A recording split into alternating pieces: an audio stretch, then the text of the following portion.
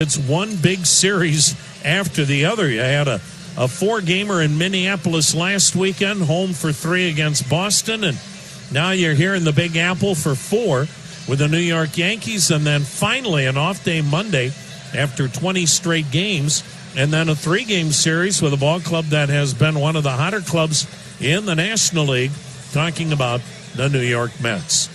Well, the Yankees and Dodgers, best records in all of baseball, as they are 81 and 41. And for the Yankees, 10-game lead in the East. The Indians still a half game in back of Minnesota in the Central, as the Tribe now posts a record of 72 and 49. Tom Hallion, he is the crew chief and home plate umpire. He'll be joined by Todd Tishner at first, Ben May at second, Phil Cuzzi at third. You look at the flag here, and more of a cross breeze from the right field corner toward that left field corner. This ballpark completely enclosed, so a lot of times the wind not that big a deal. A relief pitcher starting tonight for the Yankees, the hard-throwing righty Chad Green. Frankie Lindor will lead it off and bat left-handed. Green sets, fires, and tonight's first pitch is hammered foul into the lower deck for strike one. 78 degrees our game time temp as we are underway here in Yankee Stadium. Chad Green throws in the mid to upper 90s, fastball, cutter, slider, change. The pitch, Lindor lines one to center. That's a base hit. So Frankie Lindor had 2 great swings to start this game, and the Indians will get the leadoff man aboard, and Greg Allen in the 2-hole tonight in center field. Manager Terry Francona just felt like Oscar Mercado was starting to beat himself up too much and just kind of wanted to give him a mental break here tonight. Chad Green, 28 years of age, 6'3", 215 pounds. Because the Yankees have not had good starting pitching and they've had some injuries to the rotation, they've gone with this relief concept where you start a relief pitcher and it's a bullpen game, much like Boston threw against the Indians yesterday. Here's Greg Allen, center fielder, batting left-handed. Chad Green is making his 12th start.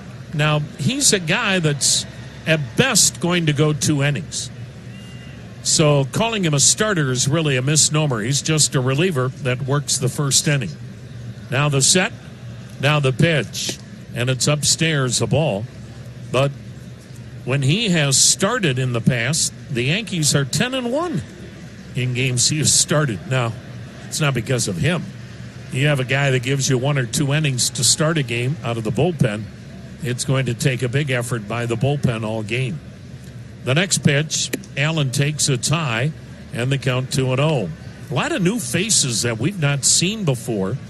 For instance, Mike Tauchman is the left fielder, Brett Gardner's in center, Aaron Judge in right, DJ LeMahieu at first, Gleyber Torres at second, Didi Gregorius at short, Giovanni Urshela at third, Gary Sanchez is catching, and the DH tonight is Mike Ford. Yankees still have a plethora of injuries, but just seems like whoever wears the pinstripes this year becomes the next Babe Ruth or Lou Gehrig. Now the 2-0 pitch to Allen, and he swings through it 2-1. Bottom line, no matter who's been hurt, who's been healthy, the Yankees have been the dominant team in the American League. And if the playoffs were to begin right now, they've had home field advantage throughout the American League playoffs. And that's important.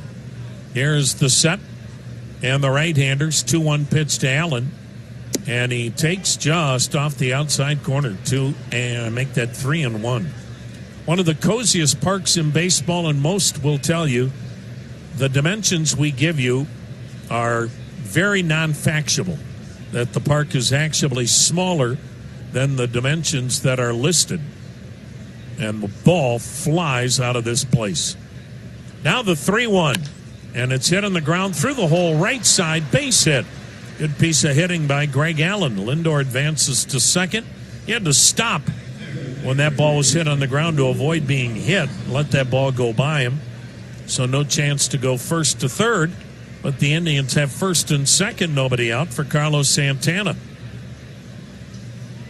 The dimensions here at Yankee Stadium: 318 down the left field line, 399 to left center, 408 to dead center, 385 to right center, 314 down the right field line.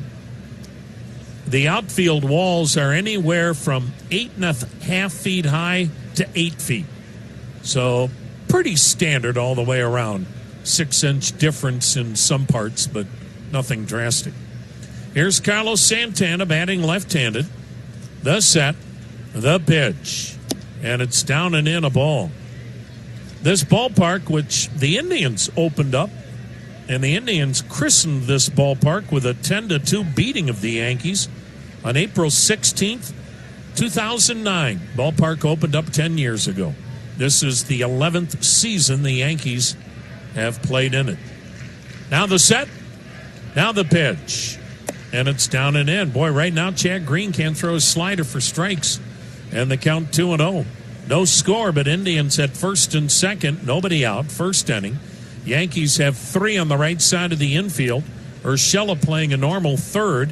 The outfielders a tad the other way toward left, not very deep. Now the set and pitch.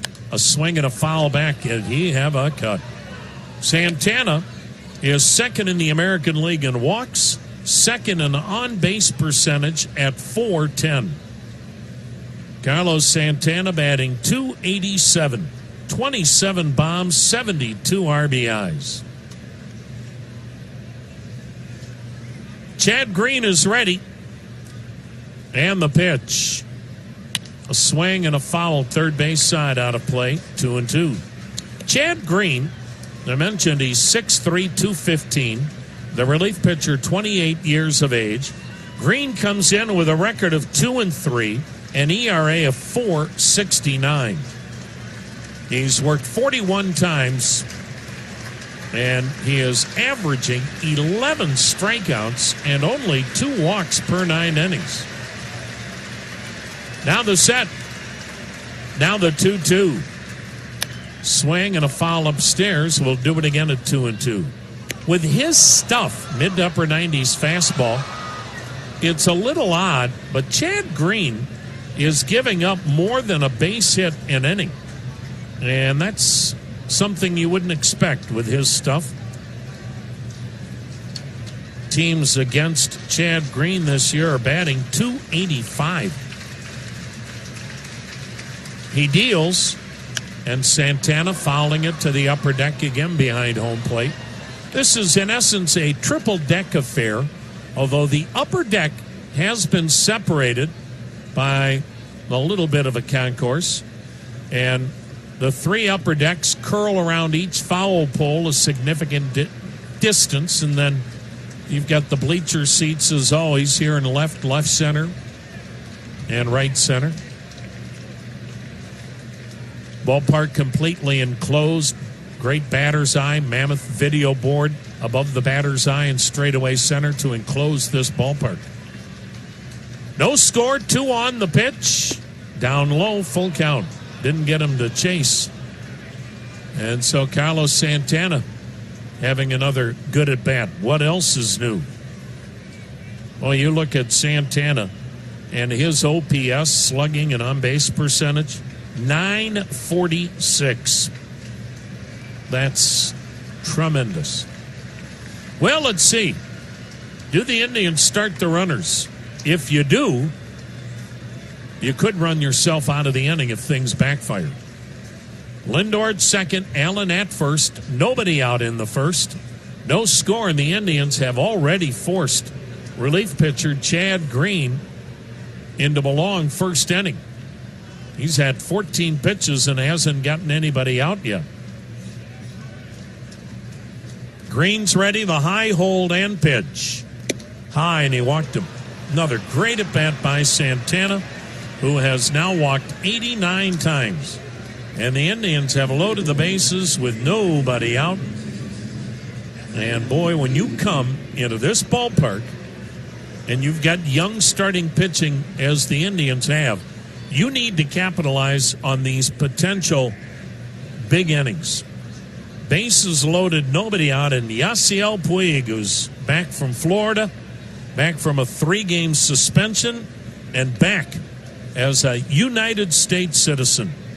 And he is thrilled about it, and like anybody who's either escaped Cuba or you name the country, you get to this country and get a chance to become a citizen, it's a big, big deal for Yasiel Puig and his family.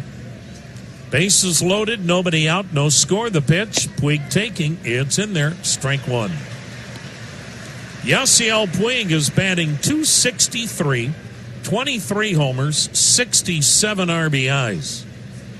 Indians obviously missed him in that Boston series. The pitch to him, and he fists it back foul, and he's quickly in the hole, 0-2.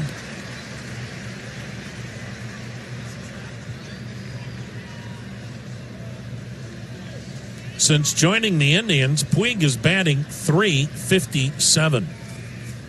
And he just gives the lineup a whole different presence. No score, try with the bases loaded, still nobody out, top of the first from the Bronx.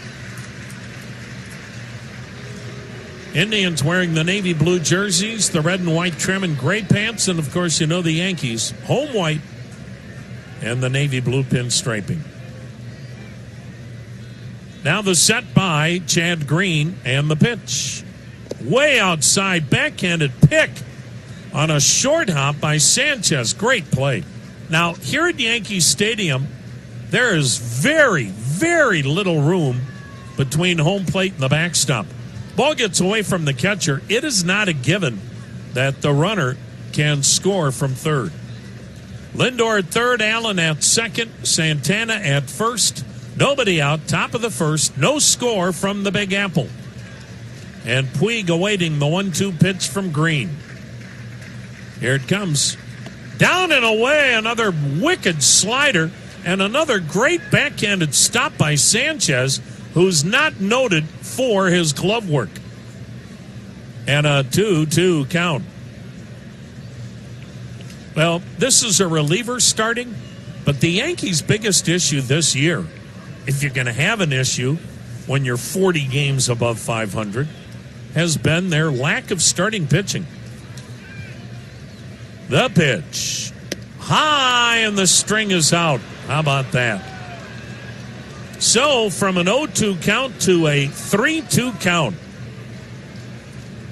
And Yasiel Puig may jump out of his shoes if he gets something here to swing at. Yankees are getting stirring in their bullpen. Chad Green's ready. The payoff pitch. Swing and a miss. How about that? Boy, he ran a fastball in on his thumbs, and a mammoth strikeout for Chad Green. And that is his first. And it's obviously the first out in the first. Bases are still loaded. One down, still no score, and Jose Ramirez, the switch hitter batting left-handed, who usually is at his best when he is playing the Yankees against New York in his career. He is batting .354 with 6 career home runs. The pitch, and a slider is in there, strike. Boy, Green may have gotten a shot of confidence with that strikeout.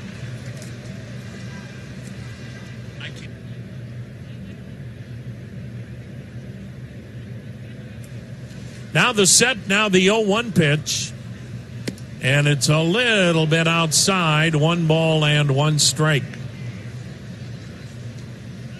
Yankees have activity in their bullpen. And they'll have activity in their bullpen all night long. This is a bullpen game. Jonathan Loaiza, the right-hander, is warming. Ramirez taking a strike on the outside corner. He didn't agree. And he is gesturing to home plate ump Tom Halley and saying that is not a strike. And he was right. A replay would indicate it was low, it was outside, probably at the knees, but definitely outside. Now the 1-2 pitch. Outside, went with that same spot and missed with a fastball. Tom Hallian is the home plate ump. He is sitting on the inside shoulder of the catcher. I don't know how he can see the outside corner from his position. Yes, he's close to Ramirez's shoulder. The pitch, swing and a foul back, 2-2. A lot of catchers and hitters, for that matter, complain. Why doesn't the umpire stand directly in back of me? So he's basically middle of the plate. If you stand on the outside shoulder to a left-handed hitter, how do you see the inside corner? If you stand on the inside shoulder of the catcher to a left-handed hitter, how do you see the outside corner? The pitch. Swung on and a rip job to right, but he hooked it foul. And the count 2-2. But obviously the plate umpire, in this case Tommy Allen, feels like, hey, I see the pitch better on one of the shoulders of the catcher rather than directly behind him. Indians have loaded them up, but now one out. No score in the pitch. Checked on a high heater. Did he go? No. So the Indians continue to make Chad Green work. Full count again. The second 3-2 count to an Indians hitter with the bases loaded.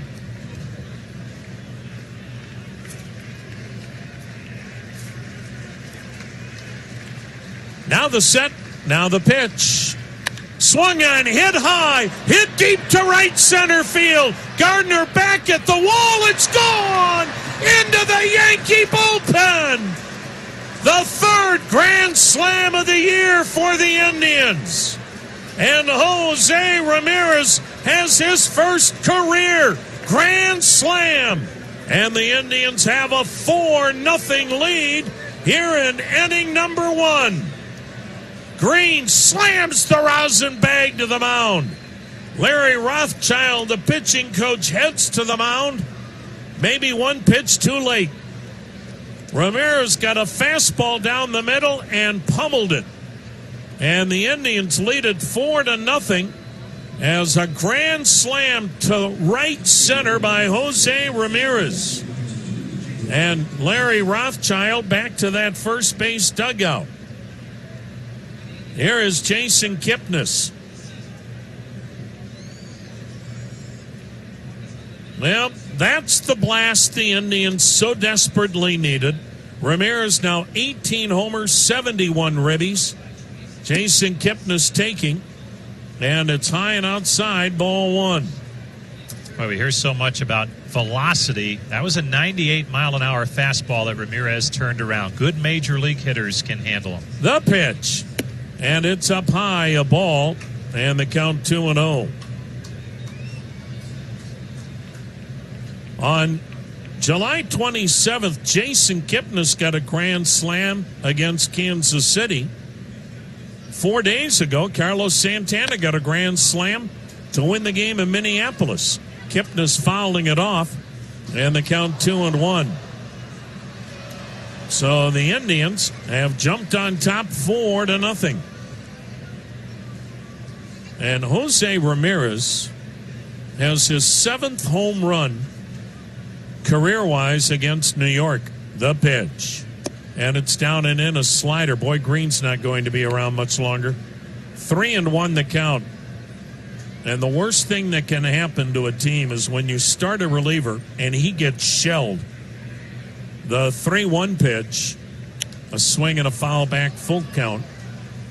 Now as a manager sitting there going, okay, how do I chase this game down 4-0 before we've ever swung the bat? Now, of course, in the Yankees case, 4 runs is nothing to come back from. Now the payoff. Kipnis with a line shot. Deep right field. This ball is gone. Back-to-back jacks. As Kipnis follows the Ramirez grand slam with a bullet to right. He's hit his 12th, and the Boo Birds are out early. And the Indians lead it 5-0. And already, Aaron Boone with a Cleveland Clinic call to the bullpen. The 6th time this year that the Indians have gone back-to-back with home runs. And this time it's Ramirez and Kipnis. And Chad Green leaves to a standing boo. The Indians with a 5. Now have me on tomorrow morning from 9 to 10 on WTAM 1100.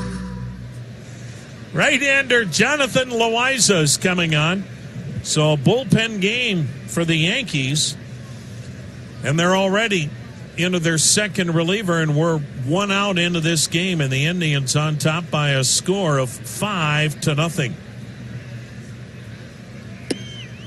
Loaiza delivering a first pitch strike to Franmil Reyes.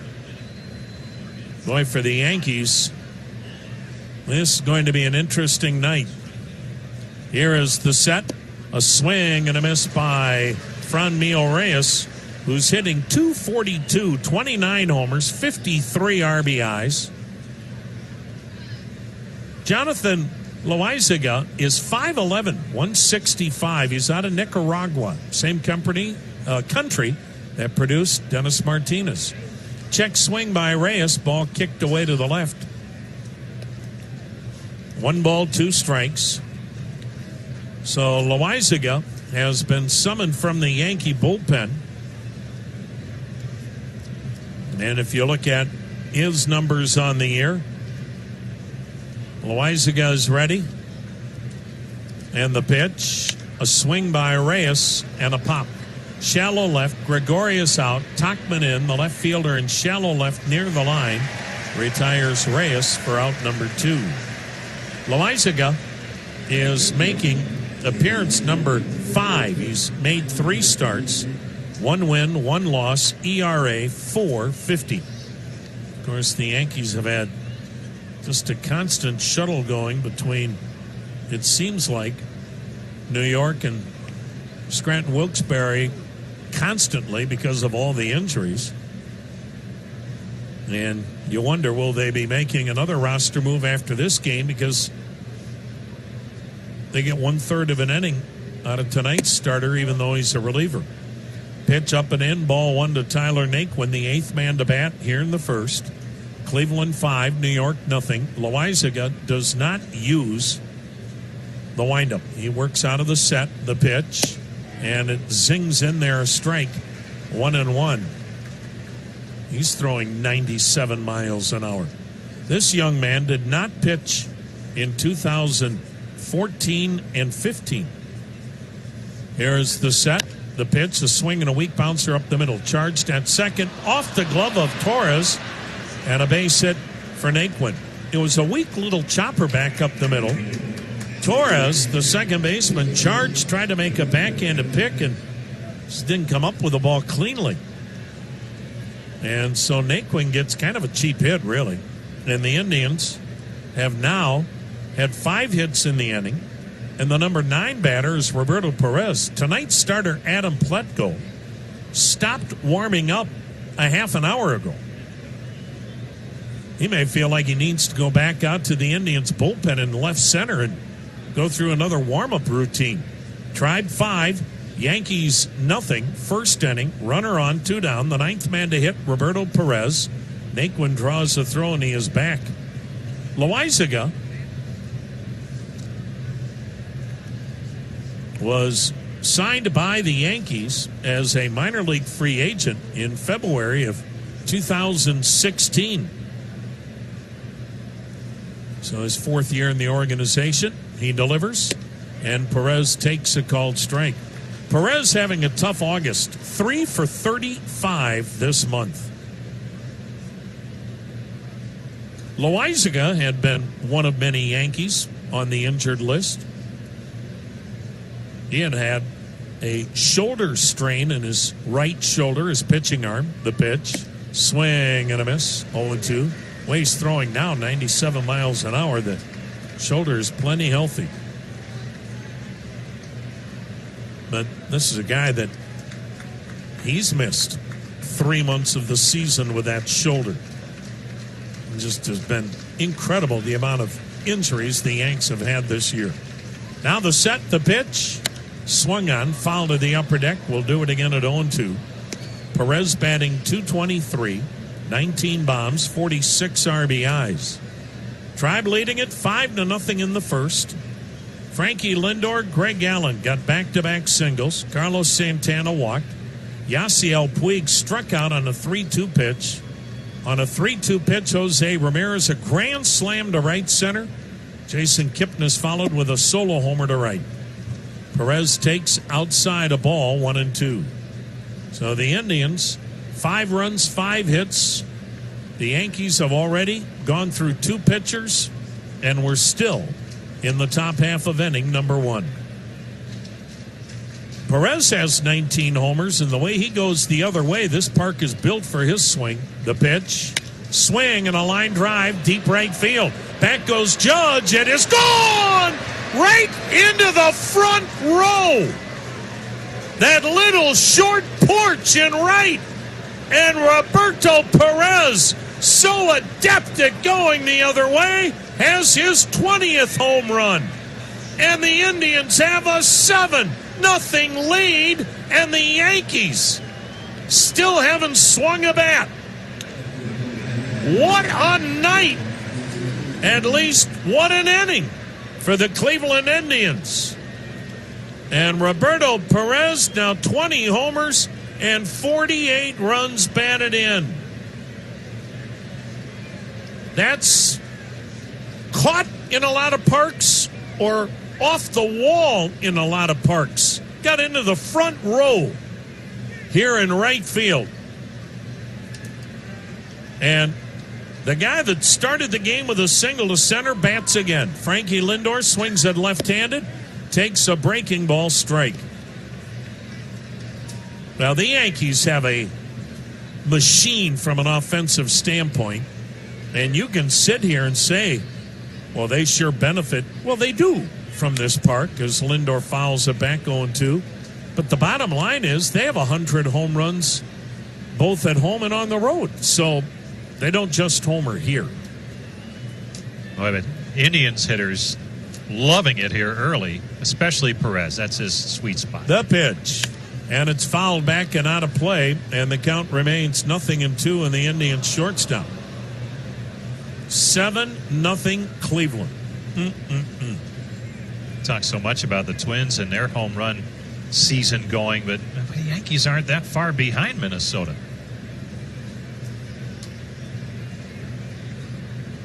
Now the 0-2. Little Tapper hit foul third base side, so Lindor stays alive at 0-2. Well, the Yankee pitching will certainly be put to a test by the Tribe. Masahiro Tanaka tomorrow, James Paxton Saturday, and CC Sabathia off the disabled list to pitch Sunday. Now the pitch, Lindor whacks one. High, deep to right center. Gardner's back. Judge is there. They crisscross. Gardner makes the catch in back of Judge, who ducked under him. News at the top and bottom of the hour and anytime at WTAM.com. Well, the Indians have given Adam Plutko a 7-0 lead. He'll make his first pitch tonight to DJ LeMahieu, the league's top hitter, and it's in there a strike. Plutko, 6'3", 215, 27 years of age. Fastball, curve, slider, change. Beat the Yankees back in Cleveland. He delivers another strike to LeMahieu.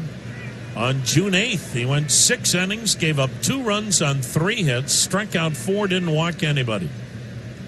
The wind and 0-2. LeMahieu bangs a single to center. On an 0-2 pitch, DJ LeMahieu leads the American League in hitting at .337, has 19 homers, and as a leadoff hitter is leading the Yankees in RBIs with 81. Tyler Naquin's in left, Greg Allen in center, and Yasiel Puig's in right field tonight.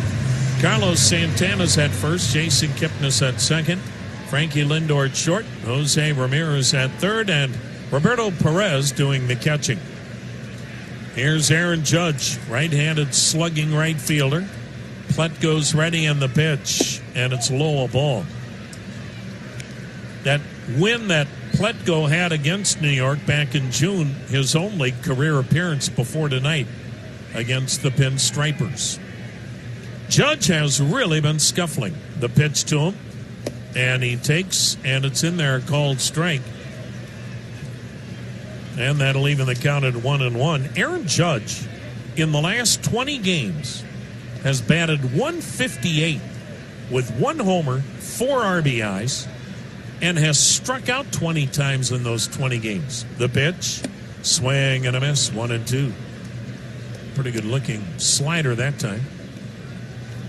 Now, Judge is a guy that some of the Yankee folks wonder if he's healthy. He missed 2 months with an oblique injury, and they wonder if that oblique is still not an issue. He hits deep in the box, open stance, the pitch, and it's in there. Strike 3 called. Fastball, he's not happy with the call, but that wasn't even questionable. So Judge was guessing, and he didn't guess fastball, and he's out number 1, strikeout number 1. Here's Didi Gregorius, the left-handed hitting shortstop. He missed 2 months and a week recovering from Tommy John surgery that he had last fall. And yet, despite over 2 months of missed time, he is playing well. Maybe not to the level he normally plays, as he hits a ground ball single into right. Shot it on the ground between the first and second baseman. So here come the Yankees. They've got runners at first and second, 1 out, trailing 7-0, and Giovanni Urshela. He has become the latest Bronx hero. Now, you talk about hot. Giovanni Urshela, in the last 10 games, is batting .488. And in those 10 games, 7 homers, 15 RBIs for the former Indian, Giovanni Urshela, who had such a critical error at third base for the Indians that was so costly in the division series 2 years ago against New York, and now here he is thriving as a Yankee. The pitch, and he hits it high in the air to right, twisting foul, down the line it goes into the lower deck, strike 1. Nobody, and that includes the Yankees, ever foresaw Giovanni Urshela turning into this kind of a hitter. I mean, the Indians aren't the only club that gave up on him. The Toronto Blue Jays had him after the Indians. They're a rebuilding club, and they gave up on him.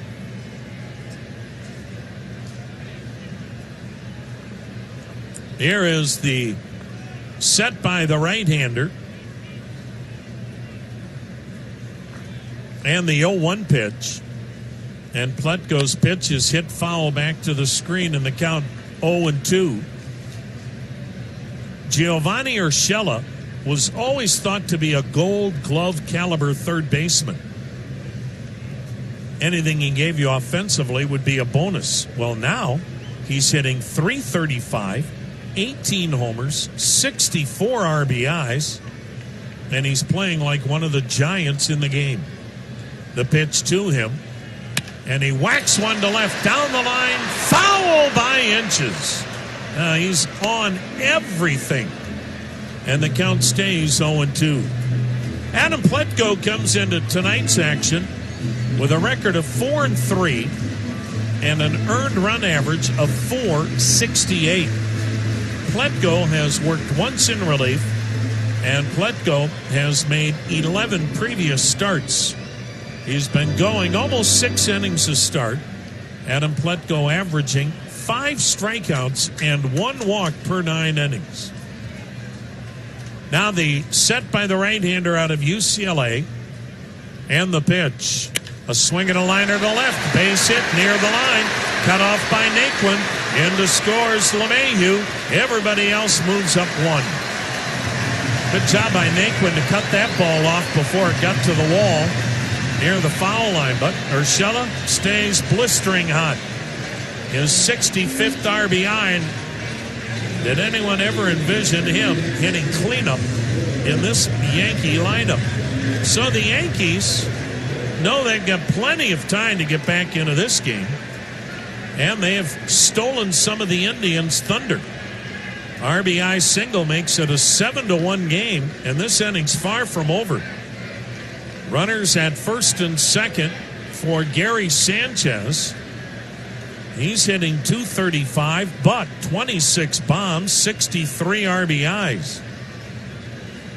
Pletko's pitch, and a breaking ball away, ball one. The Yankees lead the American League in runs scored. The Yankees averaging 6 runs a game. The Yankees are second only to the Twins with 219 homers.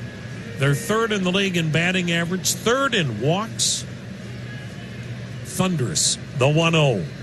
And another slider outside, 2-0. And this is a lineup, boy, you better work both sides of the plate. You better not miss your spots, and that's particularly true from the standpoint of Adam Pletko, who doesn't have the velocity to make mistakes and get away with them. Pletko is ready, and the right-hander's pitch. And he caught the outside corner with it, a called strike. Another good slider.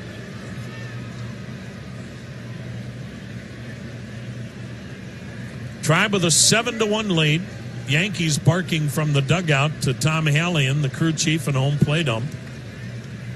And it's kind of typical. If call goes against New York, even borderline, it's considered a mortal sin. Now Sanchez steps out again. He's still not happy about one call. My goodness. Big crowd as always here in the Big Apple.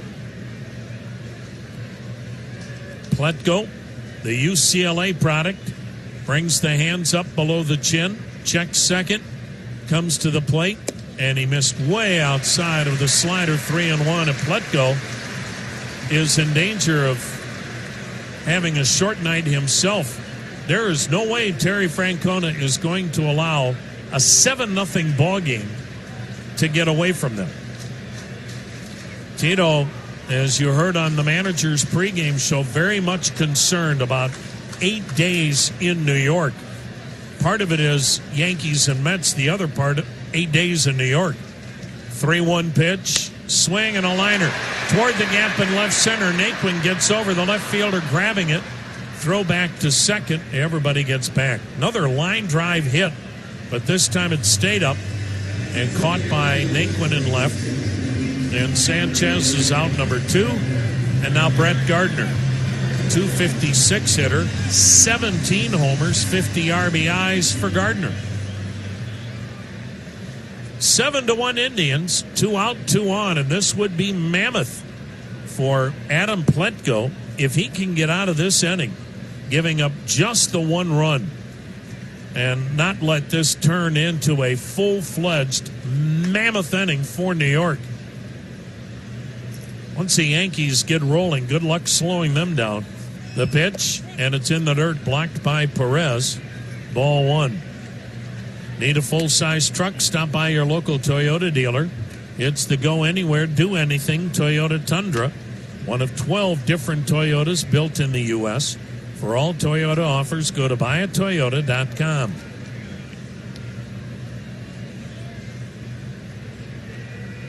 Gardner, left-handed hitter. Tough 2-strike hitter. The 1-0. And he takes ball 2 a little bit outside. 2-0. Now, Pletko nibbling a little bit here in the first, and you nibble against this lineup and pitch from behind. Look out.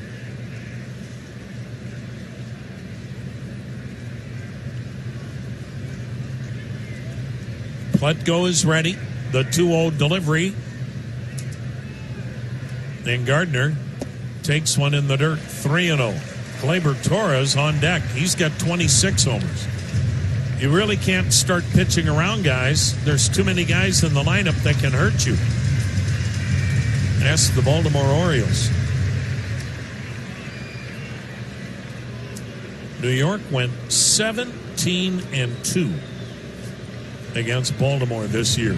Yankees had a Roger Maris 1961 season against Baltimore themselves in home runs. But the Indians obviously are not the Baltimore Orioles, but you better not start nibbling here. And you know at 3-0, especially a veteran hitter like this guy, green light time for Brett Gardner if he gets anything to his liking. Now the set, now the pitch.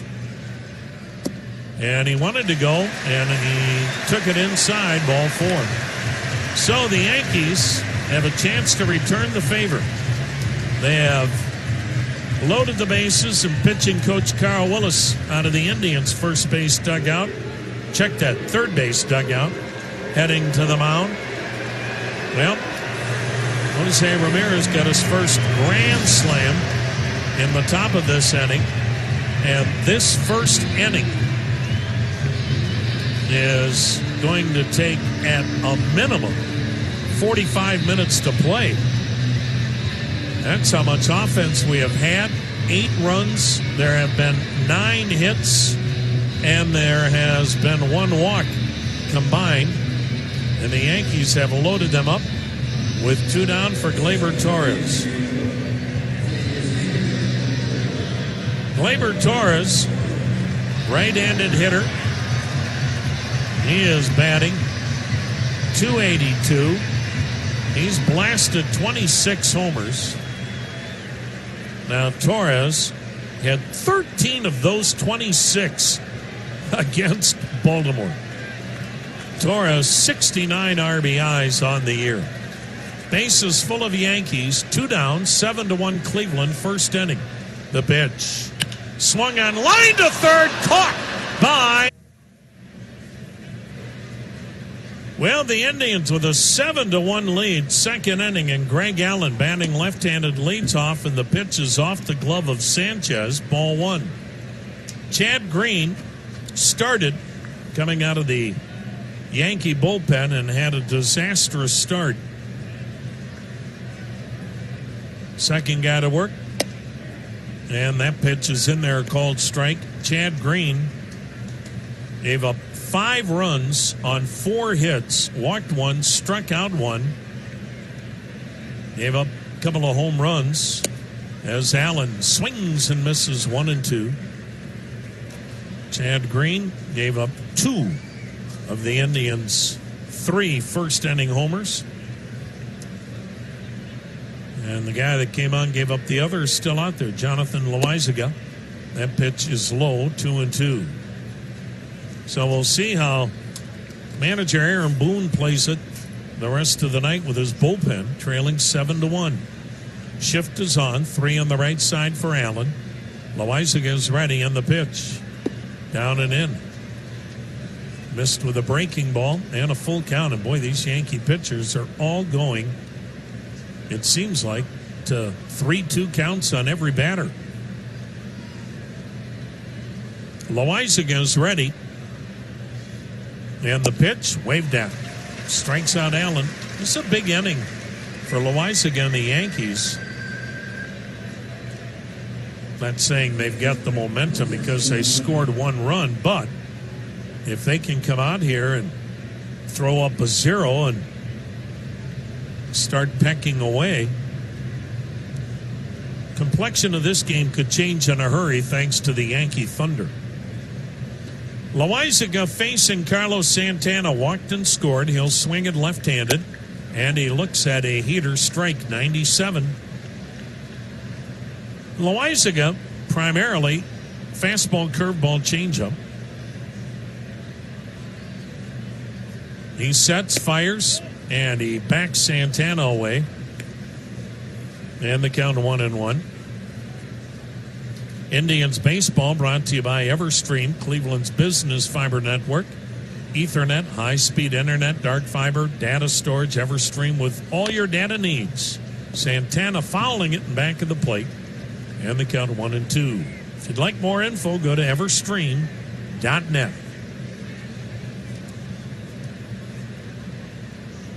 Jonathan Loaizaga. He sets, he fires, up and in. That got the attention, spinning Santana out of there. And the count 2-2. Loizaga was on the disabled list and did not pitch at all in 2014, did not pitch at all in 2015, and in 2016 made one appearance. Now the 2-2, swing and a miss, fastball got him. So Santana out number 2, strikeout number 2. So you're looking at a guy that, in a lot of ways, didn't do any pitching for 4 years. Here's Yasiel Puig. He struck out with the bases loaded his first time up. He bats with 2 down, bases empty, 7-1 Indians. Here in inning number 2. Right-hander against right-hander.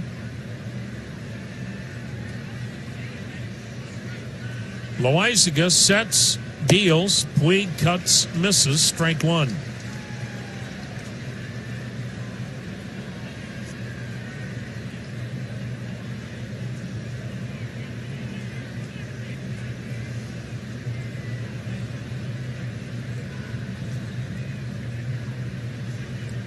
The next delivery, down and away, didn't go after it. 1 ball, 1 strike. Jonathan Loizaga. The 1-1 pitch. Swung on, banged up the middle, base hit. And so Puig with a base hit to left center. And the Indians have 7 hits here in the game. And a 2-out base hit. And Jose Ramirez, who got his first career grand slam last inning to right center on a 3-2 pitch. Pummeled a fastball. And he'll bat left-handed. Jose Ramirez with the Yankees putting 3 on the right side. Loizaga, he's ready. He deals. And he went soft and missed high with a changeup for ball 1.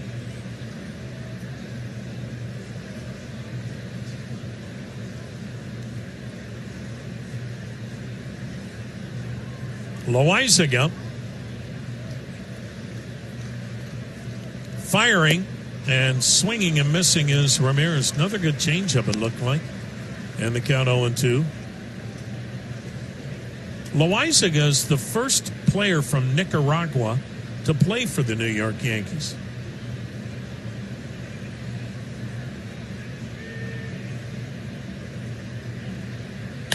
The next pitch, Ramirez sends one high, deep to right, it's got a chance, gone! What a night for Jose! And it's 9-1 Indians. Ramirez with a pair of home runs and now 6 RBIs. And the Indians have a 9-1 lead. Any questions about is Jose Ramirez going to have an impact? Wow, what a big night for Jose. And for Jose Ramirez, 6 RBIs matches a career best. Here is the set. Here is the pitch. And Jason Kipnis takes a breaking ball high for ball 1. So Jose Ramirez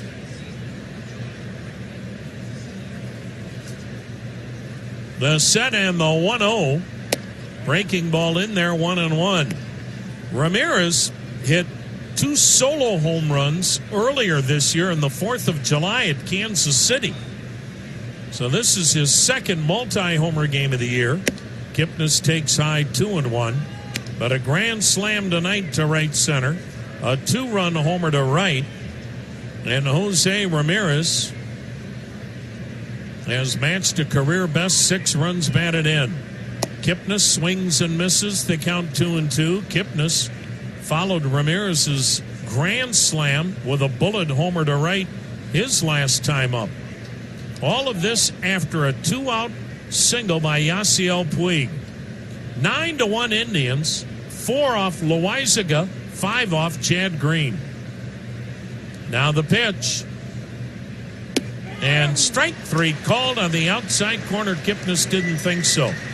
But Jose Ramirez has 6 of the Indians' Well, against this lineup, don't know that any lead is safe, but holy cow, 9-1 Indians, second inning. Mike Tauchman takes it low. Indians can't hold this one.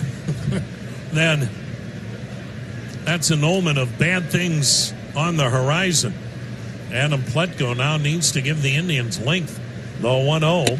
And Tauchman, the newest sensation, takes ball 2. It's high. He's batting .295, a dozen homers, 42 RBIs.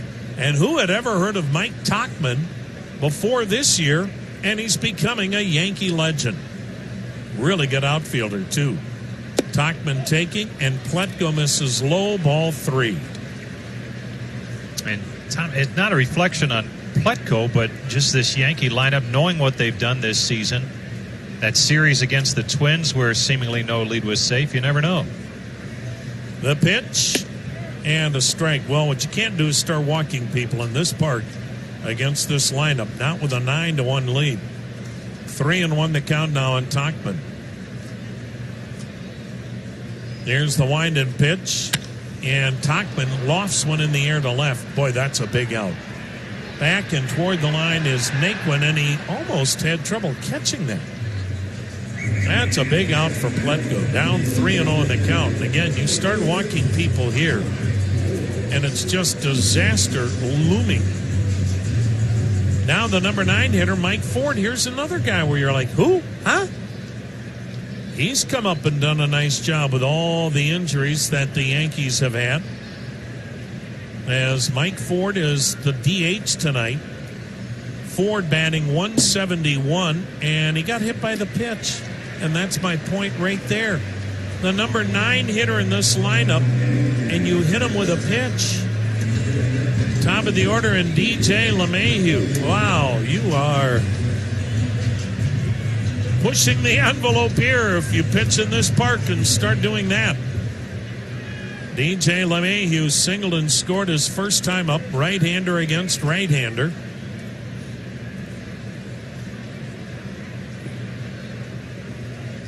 Indians with a 9-1 lead, and Adam Pletko just struggling here to find it. The pitch, and he's way outside with a slider, ball 1. Well, whether you're shipping from Cleveland or through Cleveland, choose Global Transport, Northeast Ohio's preferred provider for transportation and logistics management. Now the set in the 1-0. And it just did catch the outside corner. 1 ball, 1 strike. Desperate are the Indians for some length tonight, but they need quality length. 9-1 Indians, second inning. The pitch, and it's hit in the air. Deep right center. Allen's back, the center fielder, right in front of the track, and he bumps into Puig, and Puig made the catch. That's Allen's ball all the way. Allen called it all the way, and Puig just caught it. Now, you can't have that. The center fielder is the captain, and Allen, obviously, when he bumps into Puig, isn't going to win that battle, but it could have been disaster if that ball is jarred loose. 2 down for Aaron Judge. Struck out his first time up. He takes outside a ball. Runner on, 2 down. Indians 9, Yankees 1 here in the second. Aaron Judge is now 3 for his last 27. The pitch. He hits one in the air to right, not deep, toward the line, coming in. Puig, does he have room? Foul ground? No. Ball looked like it hit off the wall of the grandstand down the right field line. And so Yasiel Puig, mad that he didn't catch it, but didn't have much room. Very close, but that would have been a nice out. But little tip of the glove as Puig leaned over that wall to try to make the catch by that extended netting. So Judge has new life, a 1-1 count, and the pitch. And he drives one foul upper deck right side, 1-2.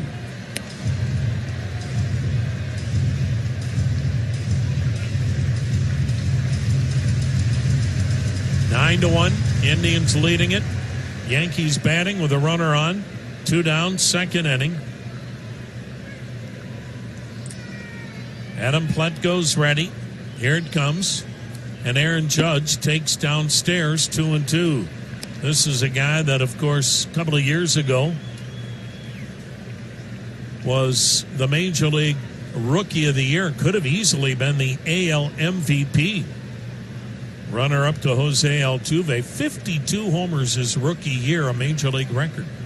The 2-2. Swinging a tapper by the mound off the glove of Pletko. Caroms to the second baseman. Kipnis throws him out. And Pletko able to. The Indians and the Yankees have played a couple, and the Indians have a huge 9-1 lead. Third inning, and first ball swinging and coming up empty is Franmil Reyes, strike one. Jonathan Loaizaga, second relief pitcher used by the Yankees tonight. It's a bullpen game for New York. 9-1 Indians. Loaizaga's pitch, and Reyes swings and misses, chased outside a fastball. 0-2. Reyes flied to left his first time up. Well, the Indians have already had a grand slam tonight from Jose Ramirez, his first ever. And now it's the Liberty Ford Grand Slam giveaway inning with tonight's contestant, Michelle Collins from Hudson. Now the set, now the pitch. Reyes tried to hold up, and he chased. So strikeout number 4 for Loaizaga. One down here in the third. Tyler Naquin singled and scored in the Indians' 7-run first. Sign up at libertyford.com. Your chance to win the Ford Mustang convertible. And good luck to Michelle Collins from Hudson.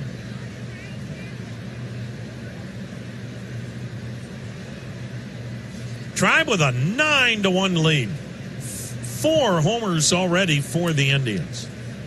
Naquin checks and takes a slider strike. First inning saw Jose Ramirez get a grand slam to right center. Jason Kipnis followed with a bullet homer to right. Later in the inning, Roberto Perez a line drive 2-run homer to right. The pitch up and in. And that gets Naquin out of the way. 1-1. Then in the second inning, Jose Ramirez had his second homer of the game. A 2-run blast to right. Ramirez 2 homers, 6 RBIs, and the Indians lead 9-1 here in the third. Loaizaga, the pitch. Swing and a miss. Naquin chased high. And the count of 1 ball, 2 strikes.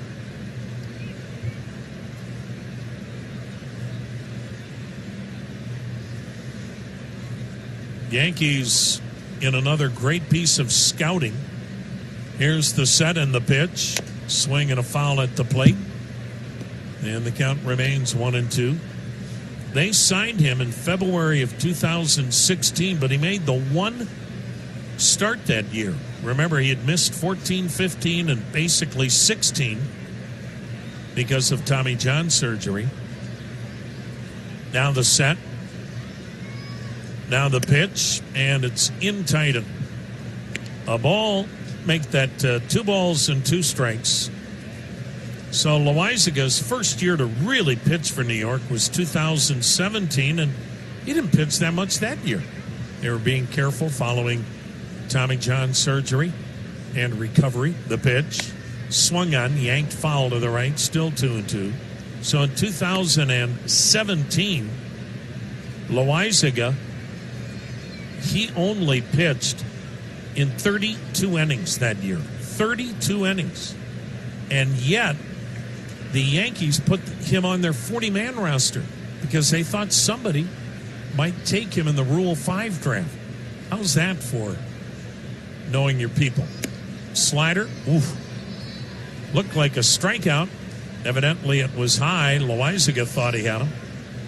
The Yankees said if we didn't protect him, somebody was going to grab him because he'd been so good in the instructional league, and that's just smart baseball. The Yankees protected him. Probably people were like, they did what? Well, now they've got some kind of arm. The pitch swung on a little looping liner, and diving by Urshela to catch it. Giovanni Urshela in that shift, playing like a shortstop, moved toward third and made a nice backhanded diving catch to take a hit away from Tyler Naquin. 2 down for catcher Roberto Perez, who hit that 2-run homer to right in the first, his 20th. 9-1 Indians, 2 down, bases empty here in inning number 3.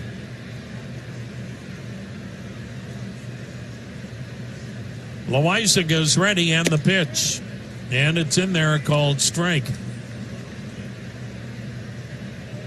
So the Yankees have another terrific young arm for whatever, starter, bullpen, whatever their needs in the future. The 0-1. Swing and a miss. Another good changeup, 0-2. It just seems like the Yankees keep churning out hard-throwing pitching prospects. And Loizaga is another. 9-1 Indians, bases empty, 2 down, third inning, and the pitch. Down and away, 1 ball, 2 strikes. Chance Adams, a right-hander, up in the Yankee bullpen.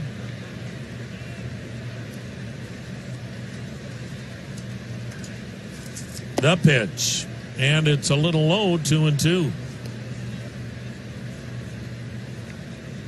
Now the Indians have taken this big Friday night, or check that, feels like Friday, but taking this big Thursday night crowd out of the game. 9-1 here in the third. The pitch, down low, full count. Boy, the Indians have done a great job tonight of working the count.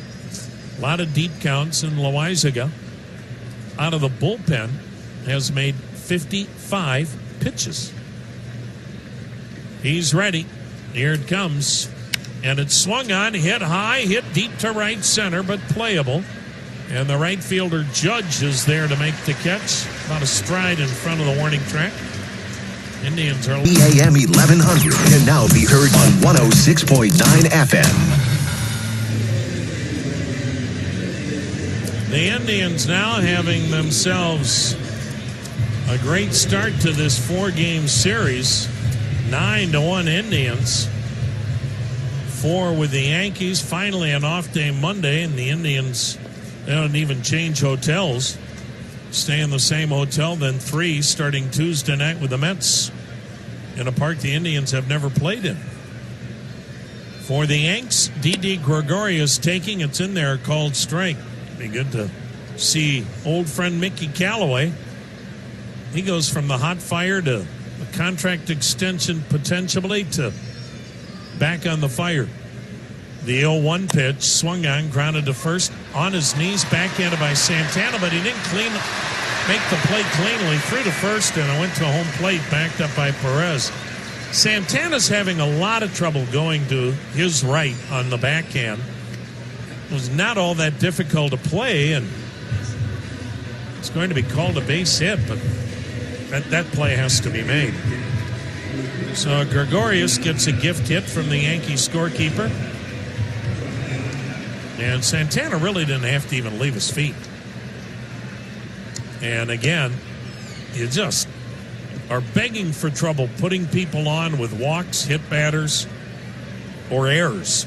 And while it goes as a hit, that was a play that should have been ruled an error. Here's Giovanni Urshela, RBI single to left his first time. He takes outside a ball. It looks like Mickey Callaway has weathered the storm. I don't know. Yeah, I talked to some people today, writers around here who cover both teams, and they feel that, yeah, he'll make it through his contract at least. They won't fire him before the end. Now the 1-0. Swing and a foul upstairs. 1 ball, 1 strike.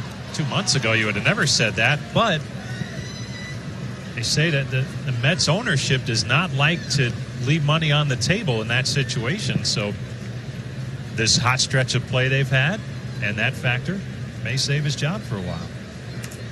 Urshela 65 RBIs. Tribe up 9-1 in the third, and he hits a little weak dribbler to third. Charged by Ramirez. Gloves, throws, got him. Bang, bang. The Yankees will look at a replay on it to see what their people think.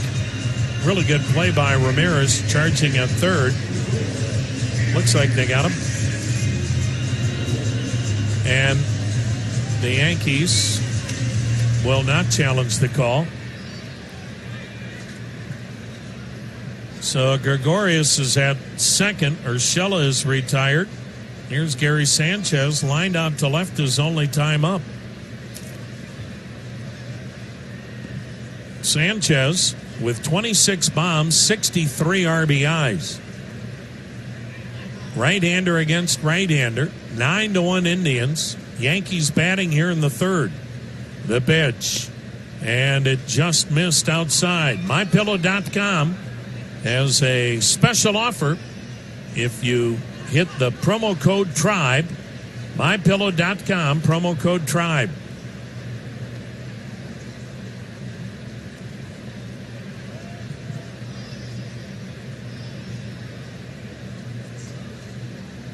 Righty-righty matchup. Gregorius is at second. One down in the third. 9-1 Indians.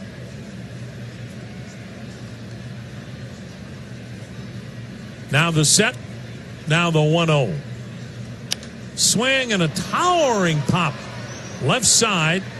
Shallow left near the foul line. Lindor, the shortstop, with a two-handed squeeze.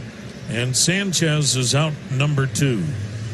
Now Brett Gardner walked his first time up. And Pletko looks like he's gotten sharper here the last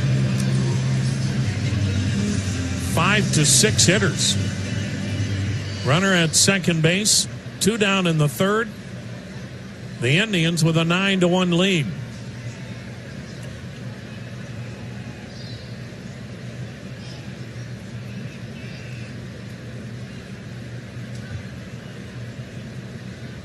Gardner, 17 homers himself out of the College of Charleston. The pitch to him, and it's up high a ball.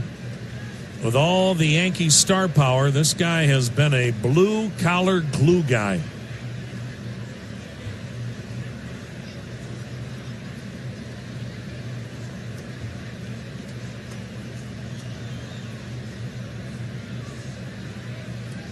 Now the set in the 1-0. Down low, blocked by Perez, 2-0.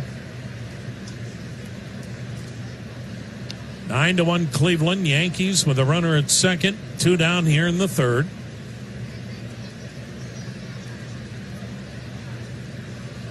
The Connecticut kid, Aaron Savali, makes the start here tomorrow night against Masahiro Tanaka, the Japanese import. Now the set. Now the pitch.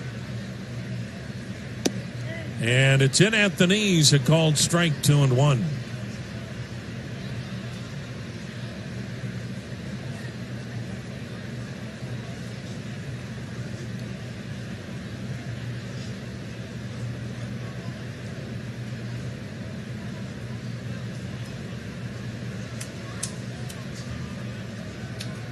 The next delivery from Pletko.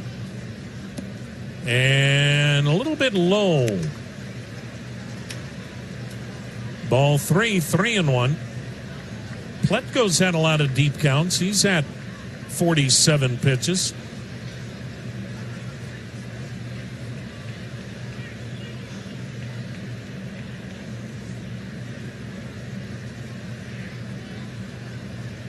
His next delivery, checked and a strike on the outside corner with a fastball. Full count.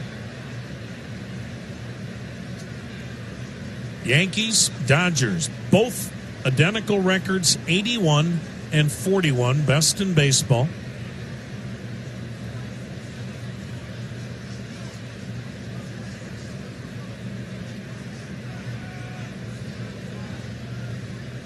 Now the payoff pitch to Gardner. Swings and pops it up. On the right side, playable.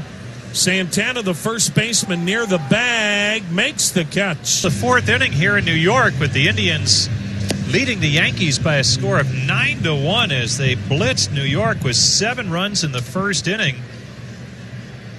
Chad Green with a rough start, only a third of an inning, working out of the bullpen, getting a start tonight as he has done on many occasions this season, but his 12th chance to begin a game did not turn out well. He allowed 5 of those 7 runs, and the Indians now lead it 9-1. 4th inning, leading things off, Francisco Lindor, who is 1 for 2 on the night, singled back in the 1st inning. Here's the pitch from Chance Adams, the new pitcher, and his pitch is low and inside for ball 1. Adams, the 3rd pitcher tonight for New York, following Green and Jonathan Loizaga. Adams, tall right-hander, delivers, and Lindor takes a fastball for a strike. 1-1 the count. Greg Allen to follow, then Carlos Santana for the Tribe. Final line for Loizaga. 2 2/3 innings. He allowed 4 runs on 4 hits, struck out 4. Here's the pitch to Lindor. It's swung on and fouled off at home plate. 1-2 the count on the Tribe shortstop. Came in hitting .303 on the season.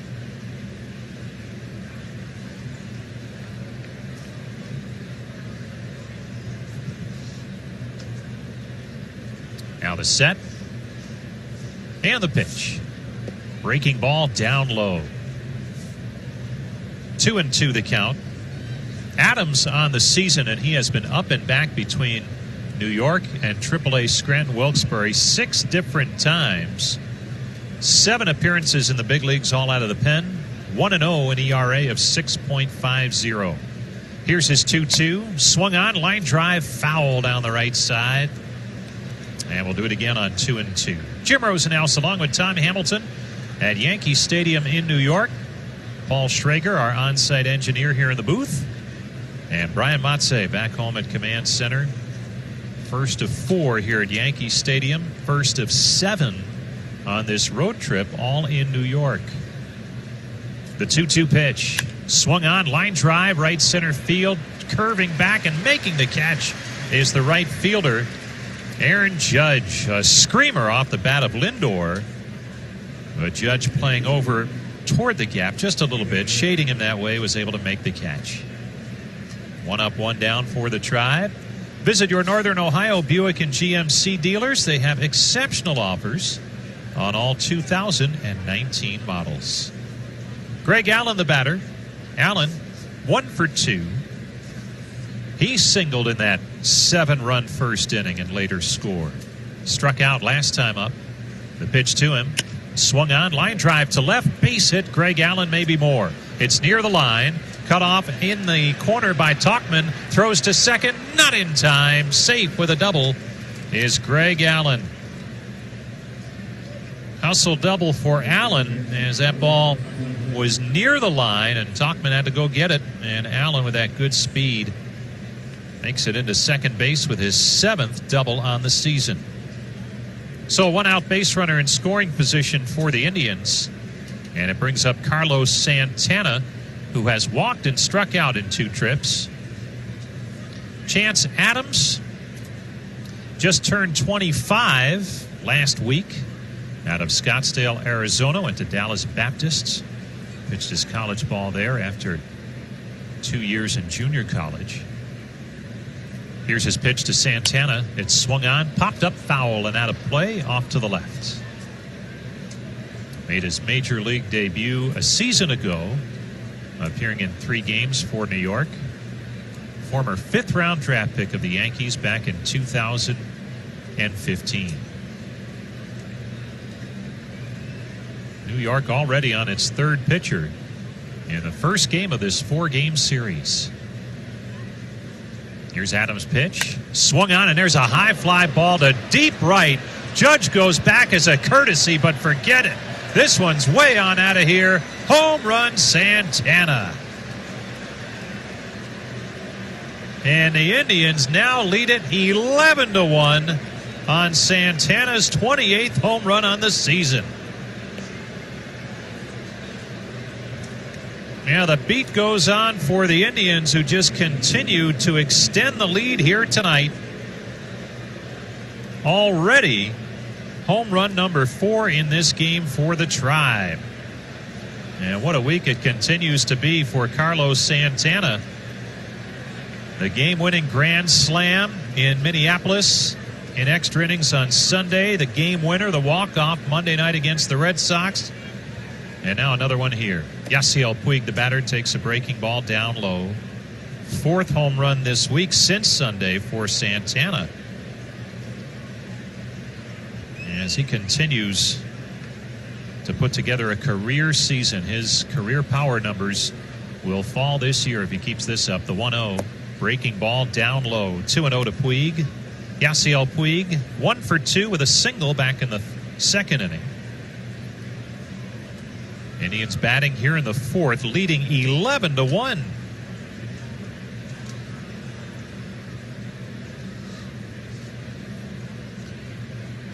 Now the 2-0 pitch. Fastball, called strike on the outside corner. 2-1 the count on Yasiel Puig.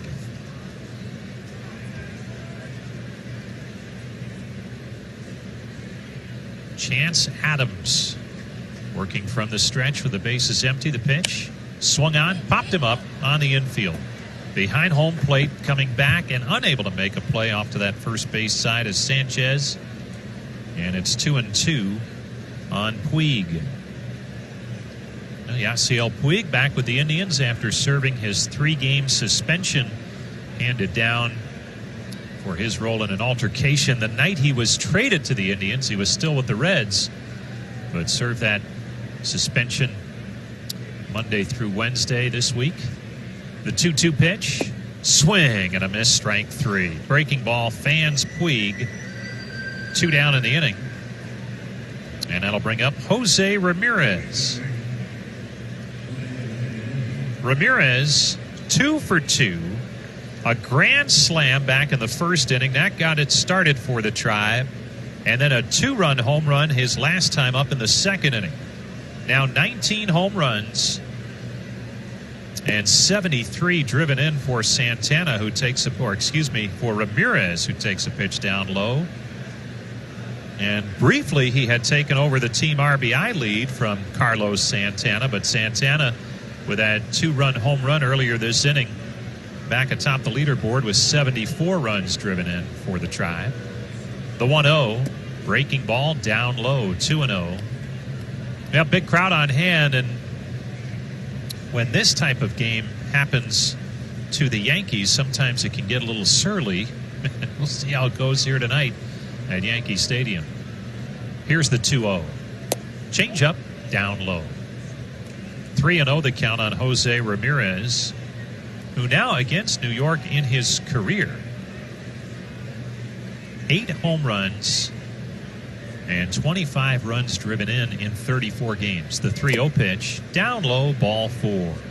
So Ramirez draws the walk, keeps the inning going, with the Tribe leading 11-1. That's right, if you're just tuning in, it has been all Cleveland into the 4th inning here tonight as Jason Kipnis steps to the plate.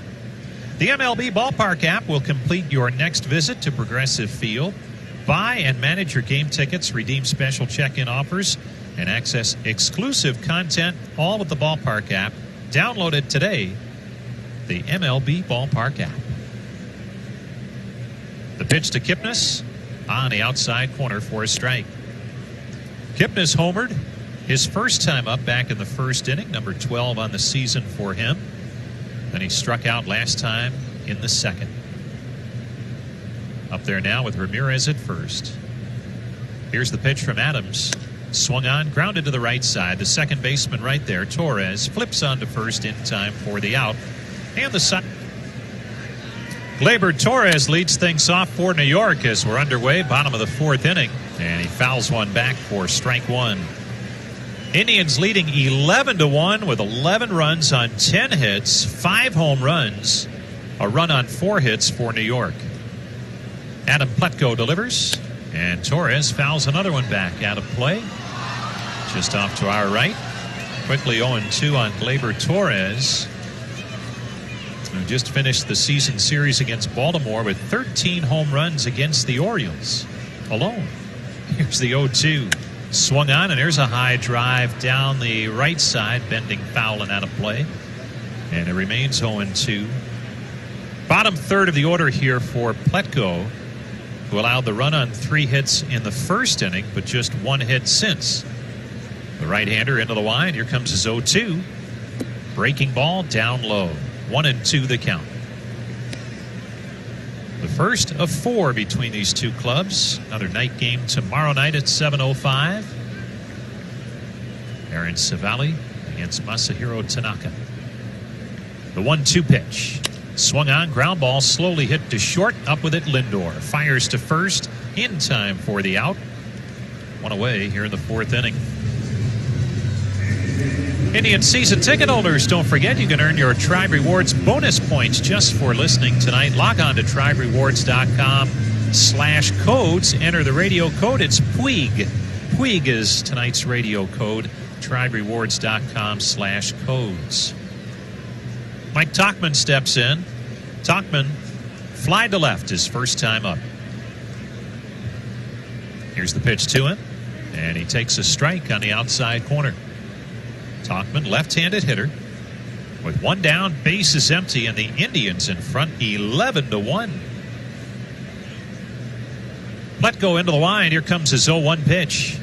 Breaking ball, chopped foul at home plate. Quickly 0-2.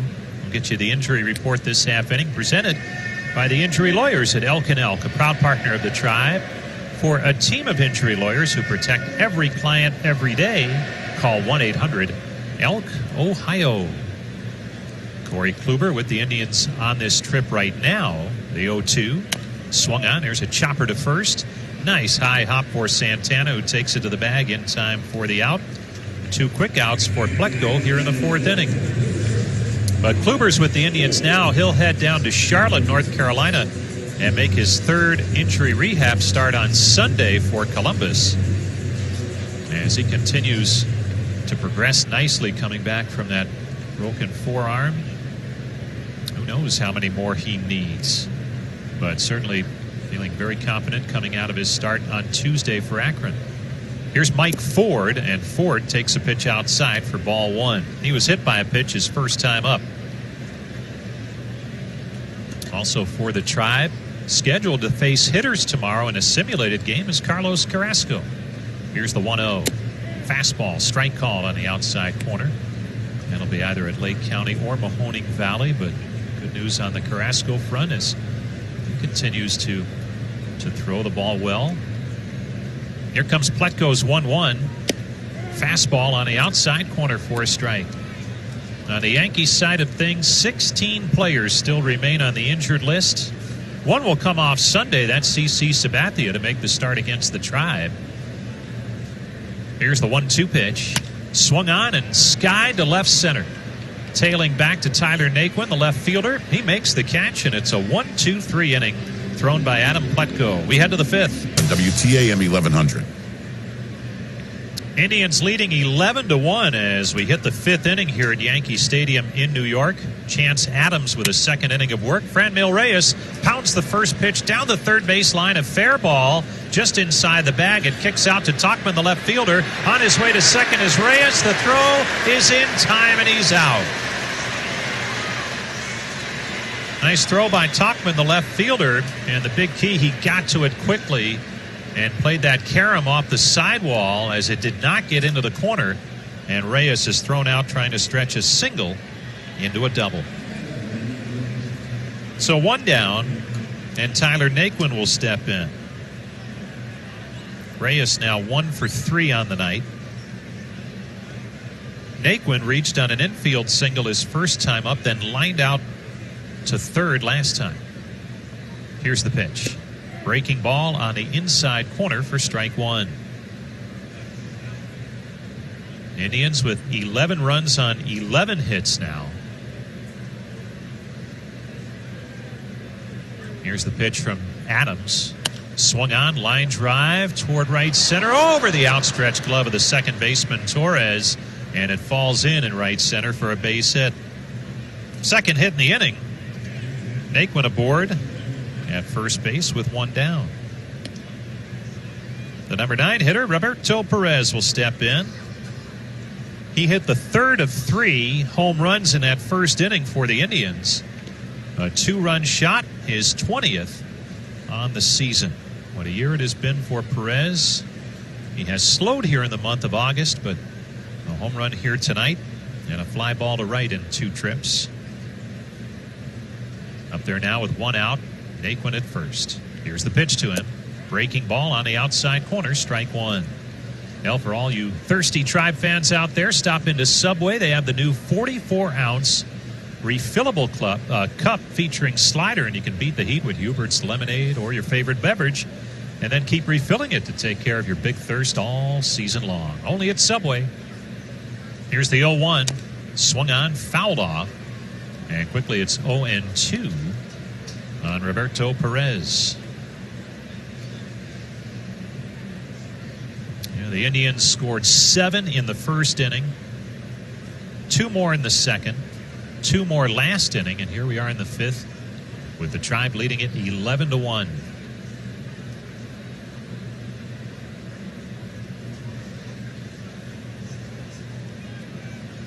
Here's the pitch from Adams.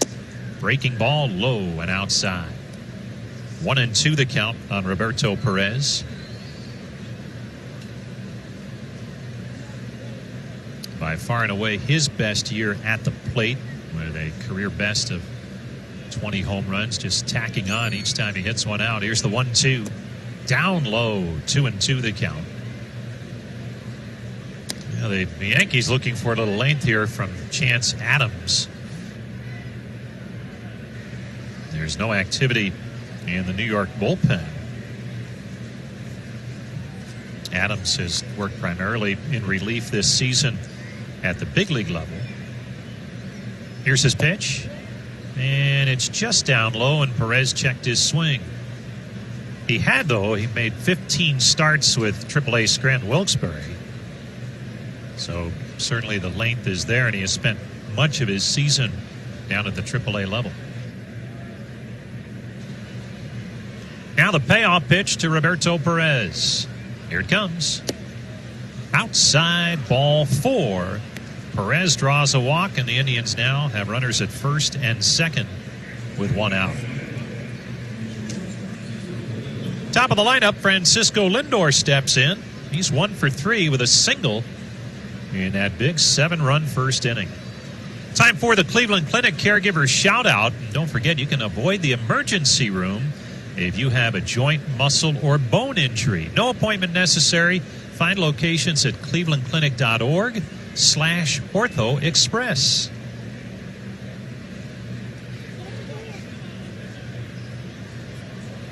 And now a balk is called on Adams. Boy, before he had even come to the set position, Adams is called for a balk, and that moves runners to second and third. Yep, he moved that pitching arm. Looked like he was going to come set and then stopped. And the umpire saw that, so a balk is called on Adams. Second and third now for Lindor with 1 away. A rough game all around for this Yankees pitching staff, as Adams goes to work on Lindor now. Here's the pitch. Fastball in there for a strike. Yankees put the shift on for Francisco Lindor, a switch hitter, in there from the left side here against the righty. So the Yankees have 3 on that right side. They're back. They'll concede the run, trailing by 10 already here in the 5th inning. Here's the pitch. Low and inside. Good stop by Sanchez on a pitch in the dirt. And the Indians came into play tonight trailing the Twins by a half game in the American League Central Division. Minnesota opens a series at Texas, and they lead the Rangers 5-0 in the top half of the 3rd inning. Here's the pitch. Swung on, ripped foul past the Yankees dugout on that first base side. Well, you just get the feeling it may stay this way for a while now as the Indians and Twins go back and forth at the top of the division. Just a half game separating the 2 teams heading into play tonight. Now the 1-2. Breaking ball down low. 2-2. Different story in the American League East. where the Yankees lead Tampa Bay by 10 games heading into play tonight. New York having won 5 in a row. Huge month of August going for the Yankees. They are 13-2 this month.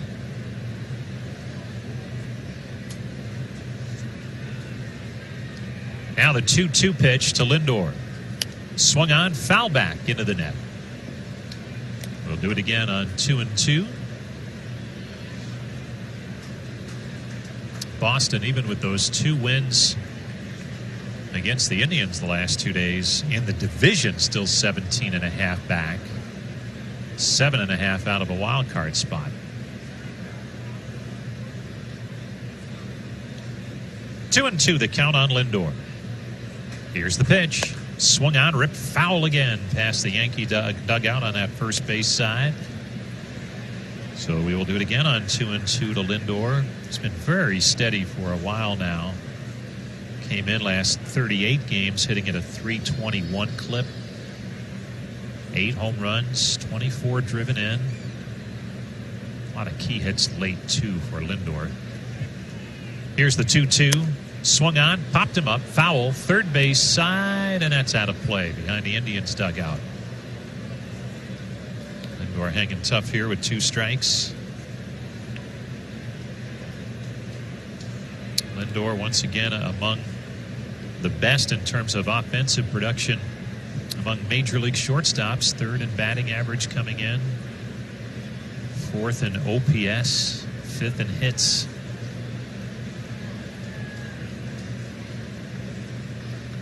Here's the 2-2 delivery. Swung on and he popped him up again, this time to left. Charging in is Tauchman, and he makes the catch in shallow left field. Retreating to second is Perez. Back to first is, back to third is Naquin. As Tauchman came in shallow left, so no chance for Naquin to tag there. 2 down in the inning.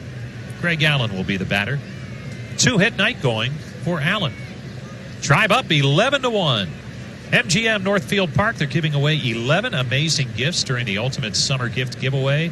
Visit on Mondays, Thursdays, and Saturdays this month to claim each gift. MGM Northfield Park, Las Vegas, is here in Northeast Ohio. Allen digs in, switch hitter, left side. A single and a double in his 3 trips tonight. Here's the pitch. Breaking ball, down low, ball 1. Very much like a year ago when Allen got a call up shortly after the All-Star break and played a lot. He played his best baseball of the season going down the stretch for the Indians.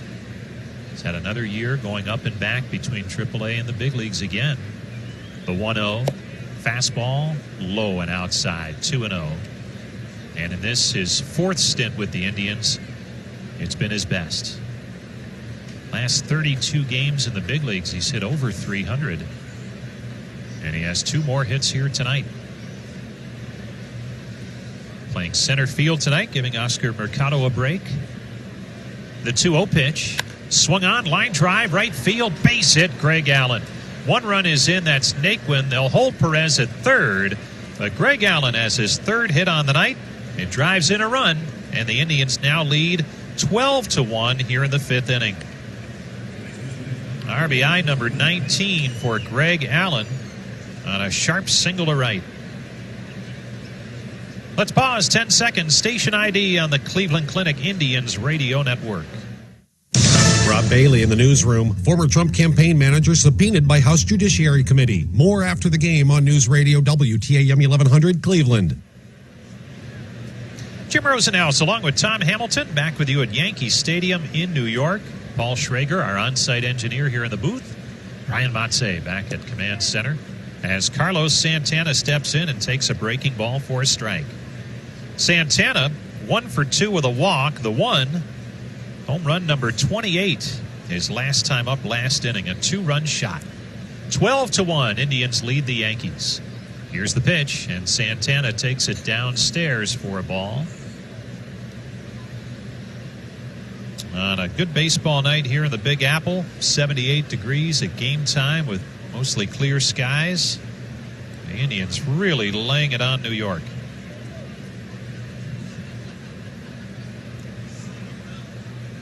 Now the 1-1 from Adams. Swung on, ground ball right side. A high chopper pulled in by the first baseman LeMahieu, and he takes it to the bag in time.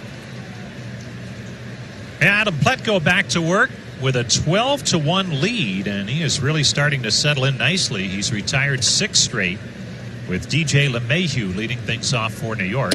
And the first pitch to LeMahieu is on the inside corner for strike 1. Pletko starting to work both corners of the plate now, more so than early on. Here's his 0-1 pitch. Breaking ball, low and outside. 1-1 the count on DJ LeMahieu. Pletko pitching here at Yankee Stadium for the first time, and this is on that list of ballparks as a ballpark aficionado that he was really looking forward to. The 1-1 swung on, ground ball to third, scooped up by Ramirez, throws across to first in time for the out. 1 away in the bottom half of the 5th inning. Dominion Energy would like to remind you, whether you are an individual or contractor, state law requires that you call 811 before you dig to have those underground utilities marked. Remember, it's simple and free. Just dial 811 at least 2 business days prior to digging for your safety. Here's Aaron Judge, 0 for 2. He has struck out and bounced back to the mound. Here's the pitch. Breaking ball in there for strike 1. Now, Pletko, just a kind of a baseball history buff. Loves the old ballparks. This, not that, but similar. Here's the 0-1. Swung on, and there's a high fly ball deep down the right side, but bending foul and out of play. And it's 0-2. Pletko grew up, even though he was growing up in Southern California, big Red Sox fan. Had a chance to pitch at Fenway. Pitched at Wrigley Field against the Cubs a year ago. A great game for him. Had a no-hitter deep into that game.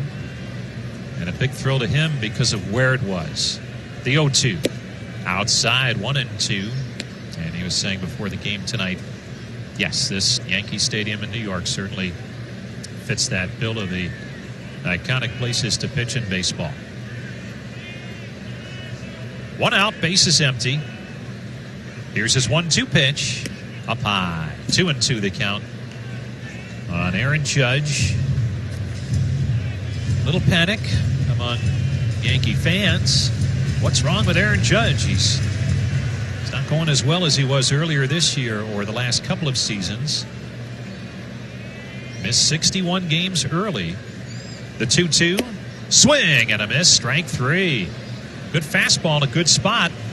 Judge down on strikes for Pletko, and his strikeout number 2 will make that our Ohio Cat strikeout of the game.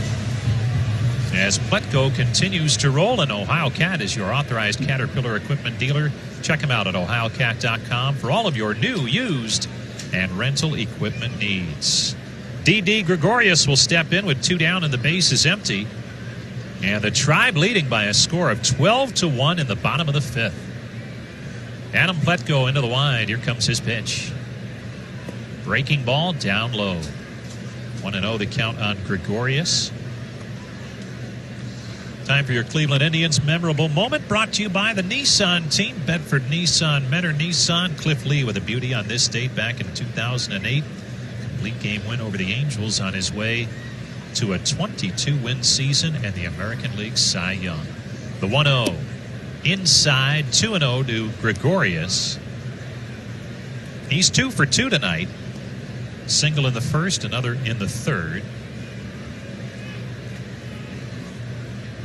2 down, base is empty. The 2-0 pitch.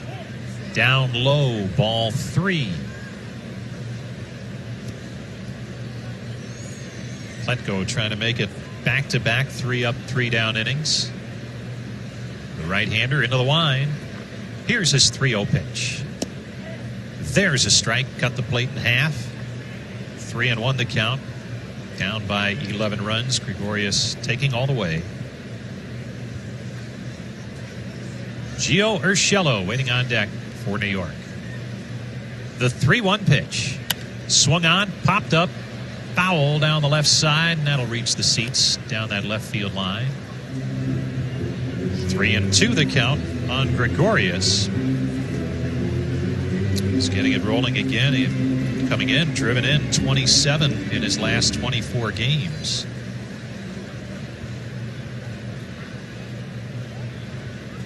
Here comes the payoff pitch from Pletko.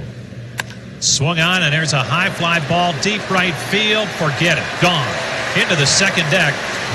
D.D. Gregorius, who always hits Indians pitching well, does it again. His 10th home run on the season. And is now the Indians 12, New York 2.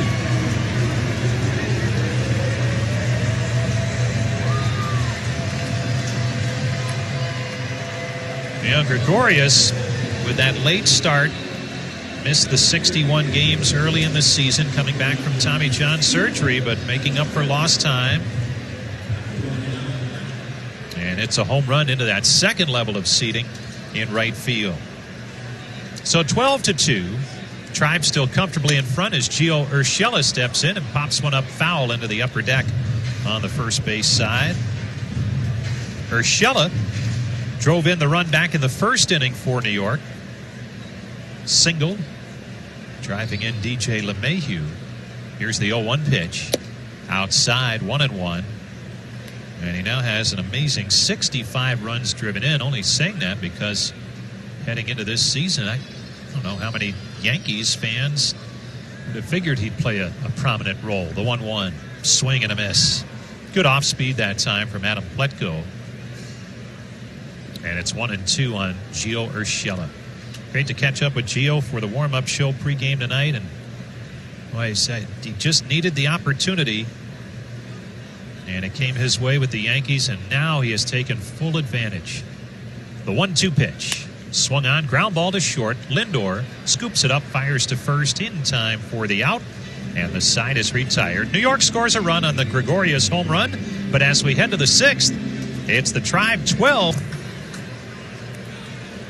Well, it's the 6th inning, and the Indians are in command, pummeling the Yankees tonight by a score of 12-2. Hi again, everybody. Tom Hamilton back with you, along with Jim Rosenhaus. It'll be Yasiel Puig, 1 for 3, a single, a run scored. He has struck out twice.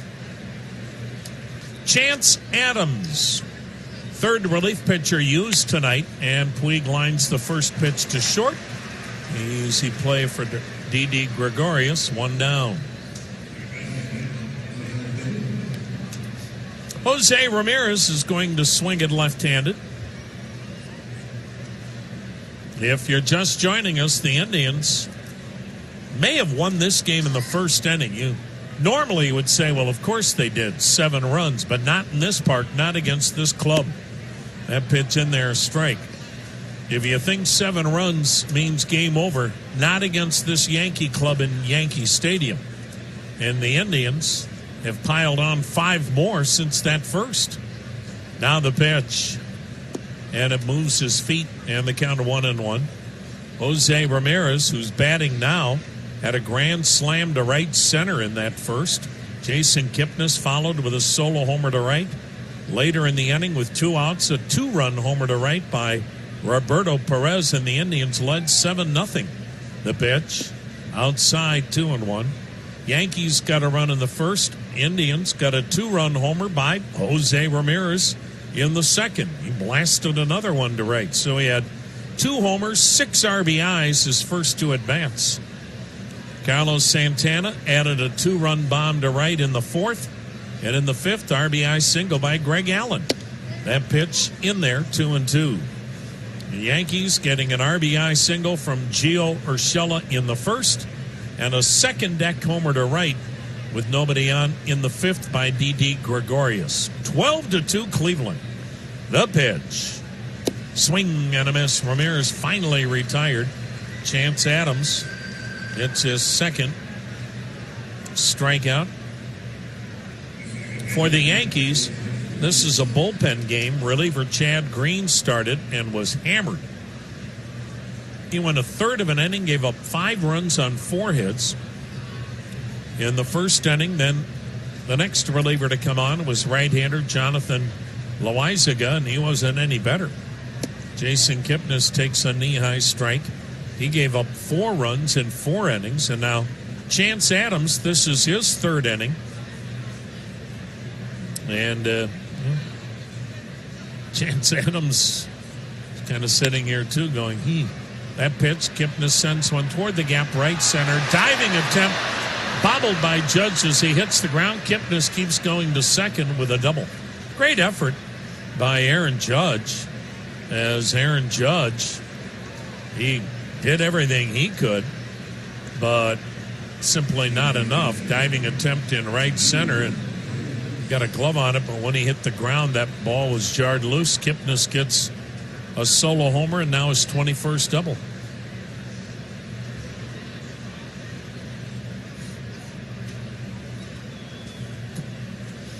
Here's Franmil Reyes, 1 for 3, a single. Indians, 12 runs, 14 hits. Yankees, 2 runs, 5 hits. That's your Northern Ohio Ford dealers game summary. Ford, America's best-selling brand.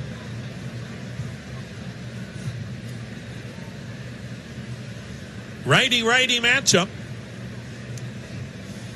The set, the pitch. Swing and a tapper foul, third base side. So Chance Adams now in his third inning of work. And he's trying to see what he can do to try to stem it, but it would kind of seem like a moot point at this point. Aaron Boone's not going to use any of his key guys tonight out of the bullpen, and absolutely no reason to. The pitch. And he missed down low. Threw him a slider in the count of 1-1.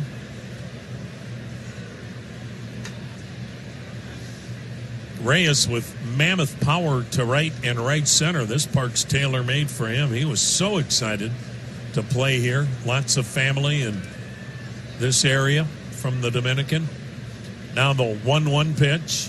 Swung and ripped to left. That's another base hit. Kipnis will be stopped at third, and Franmil Reyes has a 2-hit game. Boy, and you like the Indians' relentless approach here tonight. They got that big lead early, and they haven't sat on it. Here is Tyler Naquin, 2 for 3. He has 2 singles. So everybody is getting into the act here tonight for the Indians. All 9 players have at least 1 base hit. Ramirez has the 6 RBIs, but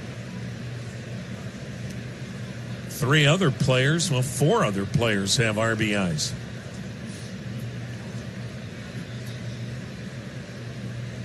The batter will be Tyler Naquin. 2 runs scored, 2 for 3. Indians at the corners, and Naquin swings and misses. Again, the Indians doing this with 2 outs. They got 2 runs in the first with 2 outs, both runs in the second with 2 outs, and the run in the fifth with 2 outs. So 5 of the 12 runs on 2-out hits. The pitch, swing and a miss, 0-2.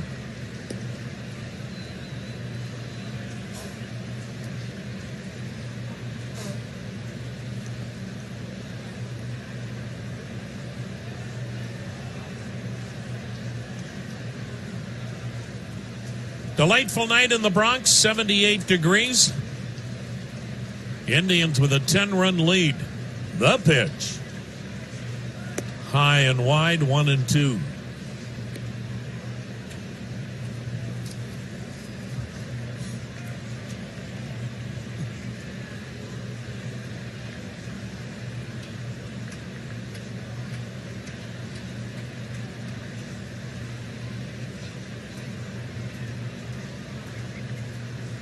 The set and next delivery. Swing and a foul on a slider. Minnesota Twins are pummeling Texas tonight, 7-0 in the fourth. Texas, good ball club at home, but not tonight.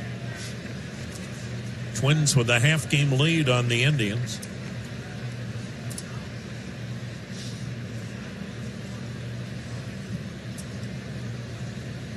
Now the 1-2. Swing and a little weak fly ball to shallow center. Gardner coming hard. He'll get there. So the Indians leave a pair, but 106.9 FM. well, Adam Pletko trying to give the Indians at least 6, and he's in great shape. 79 pitches made. Adam Pletko a chance to beat the Yankees for the second time this summer. 12-2 Cleveland. Bottom of the 6th, the number 5 hitter, Gary Sanchez, has lined out, popped up, and looks at a pitch low, ball 1. Well, Mammoth to come in here for a 4-game series and not be going to your bullpen early in game 1. Pletko, the windup, and the 1-0. And it's in there, called strike, 1-1.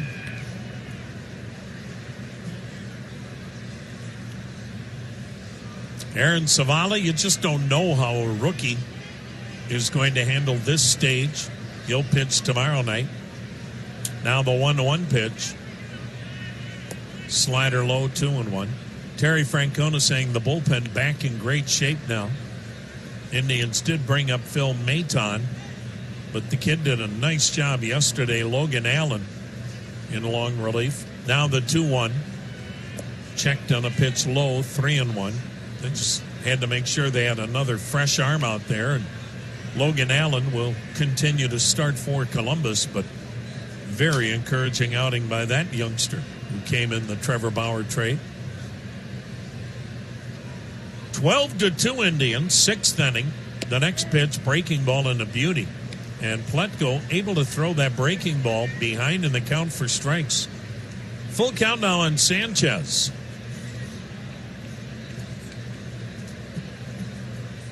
Corey Kluber, he'll go out and pitch Saturday for Columbus in Charlotte.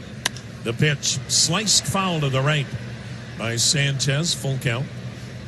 Could that be Corey Kluber's final rehab start? Yeah, could be. More than likely, there will be one more, but you never know. Carlos Carrasco pitches in a sim game tomorrow in the minor leagues. Payoff. A foul back and out of play. Sanchez stays alive at 3-2. And Carlos Carrasco getting closer to returning to help the Indians. And when he returns, it'll be out of the bullpen. And that would be some kind of arm to add to that Indians bullpen.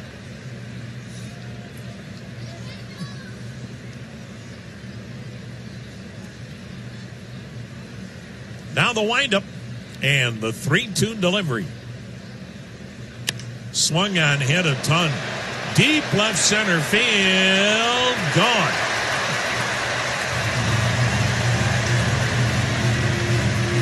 So Gary Sanchez hits number 27. Yankees hit number 221. And the Indians now lead it by a score of 12-3.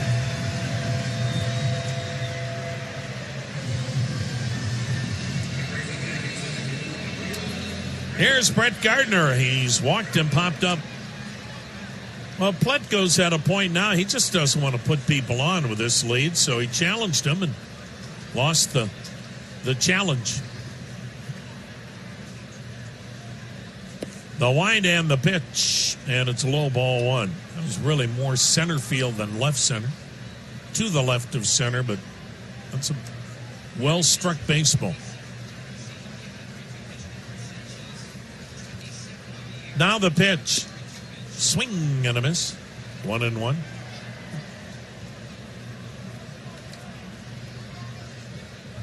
Hunter Wood begins to throw in the Indians bullpen, a right-hander. Indians pen is beyond the wall in left center, Yankees right center. Gardner looks at a ball up high, 2-1.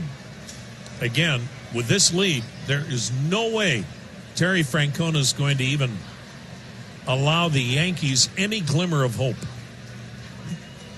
You have to get these when you have this kind of an opportunity. Now the 2-1. Swing and a pop-up. Third base side. Ramirez, even with the bag. Now behind the bag, and the Indians' third baseman retires Gardner. Tito's seen too many crazy things happen in this ballpark as manager of the Boston Red Sox to know that you start giving this club a little mojo, And the next thing you know, what looked like a lopsided game is suddenly a white knuckler.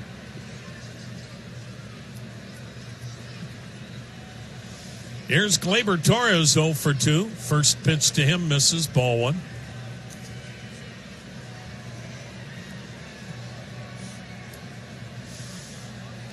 Now the wind and the 1-0 pitch in the dirt, 2-0. Gleyber Torres was the price the Cubs were willing to pay to rent Aroldis Chapman. Ironically, 3 years later, no clubs in baseball were willing to give up these kind of prospects at the trade deadline. Now the 2-0 pitch. Swing and a miss, 2-1. Yes, Chapman helped the Cubs win it all. Then he left and re-signed here with New York.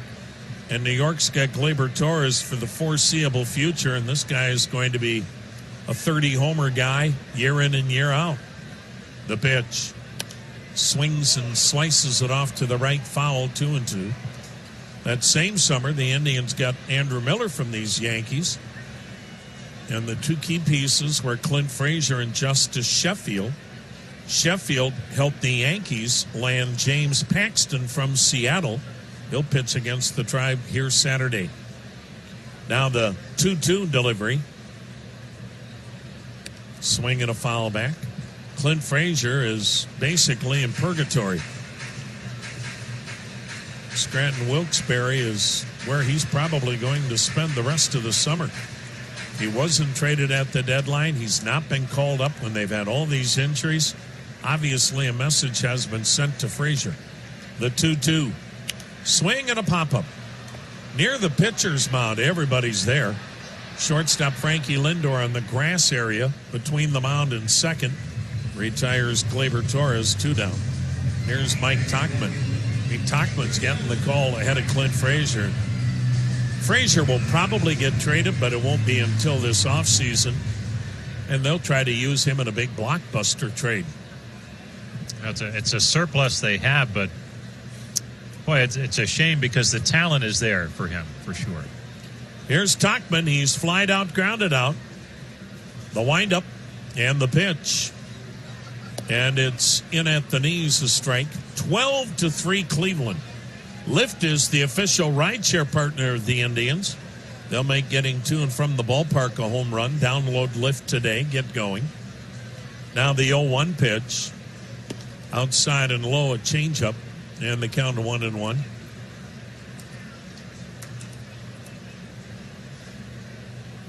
Big crowd on hand, which is the norm. The Yankees averaging 41,600 a game. The pitch, Tauchman fouling it off left side.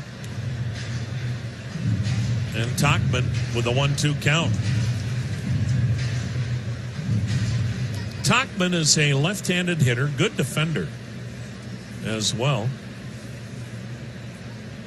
Chicago native. Now the 1-2 pitch. Swings and fouls it back. We'll do it again at 1-2.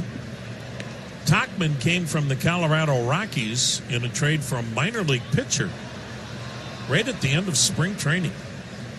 Yikes.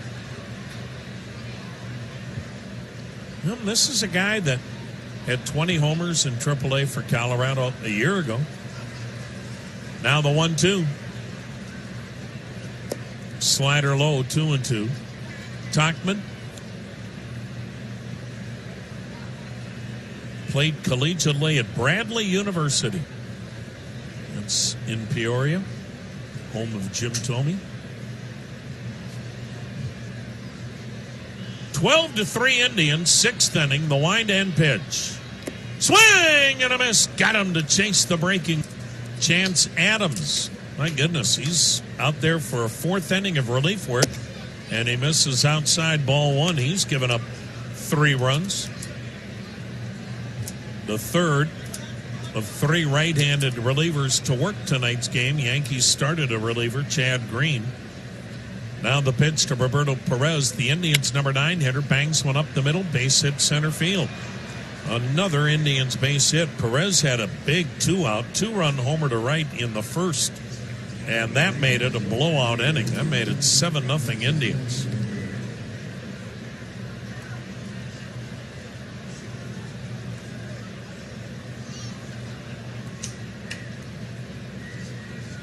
6 Indians have a multi-hit game tonight, and that includes the bottom third of the order. Here's the top of the order.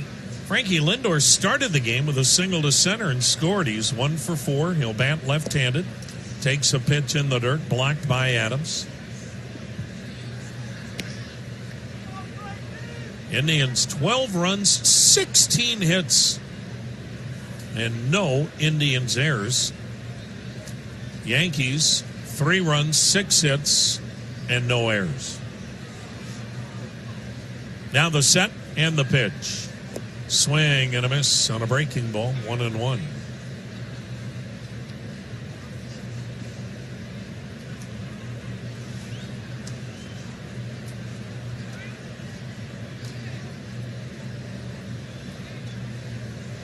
The Indians have stranded 5, as has New York. The pitch. Lindor looks, it's low. Ball 2, 2-1.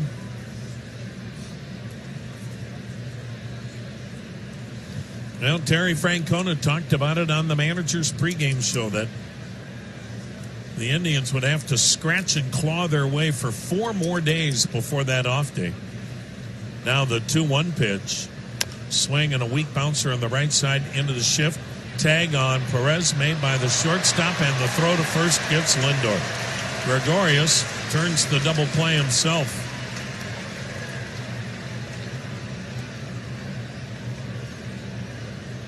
So 2 down, base is empty, Tribe up 12-3, and Greg Allen, he's had a 3-hit night. A double, 2 singles, an RBI. He'll swing it left-handed. The Indians haven't had an off day in almost 3 weeks. They're in that stretch of playing 20 consecutive days.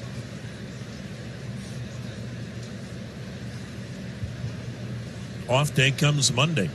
The pitch. A swing and a foul at the plate. Tito's point was, look, guys can't get ahead of themselves looking forward to that off day. Yeah, it's a tired team, both physically and emotionally. You think of the games the Indians have played here. In the last week alone, 4 with Minnesota, 3 with Boston. Now the Yankees. The 0-1. Down and in and hit him in the foot. Allen's on base again. So it's as challenging mentally as it is physically. Get through this weekend, but this is the kind of game that can really give a club an energy boost. And a great way to start the weekend against a ball club, the Yankees, who came in here winning 5 in a row, and the Yankees going 14-2 over the last 2.5 weeks. So nobody was playing better than the Yankees, and the Indians have taken them to the woodshed tonight. 12-3 Indians. Allen at first not held with 2 down. Here's Carlos Santana batting left-handed. Shift to the right. Curveball low, ball 1.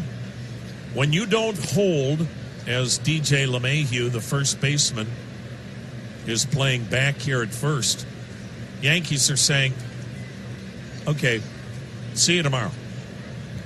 Here's the set. Here's the 1-0 pitch. Swung on, ripped into right field, a base hit near the line. It'll go to the wall. Allen scampering to third. Santana on his way to second with a head-first slide and his second hit. The 7th Indian with a multi-hit game. Santana, a 2-run homer to right, and now his 23rd double. And the Indians have runners at second and third with 2 down, leading 12-3. And the batter, Yasiel Puig, he is 1 for 4 with a single.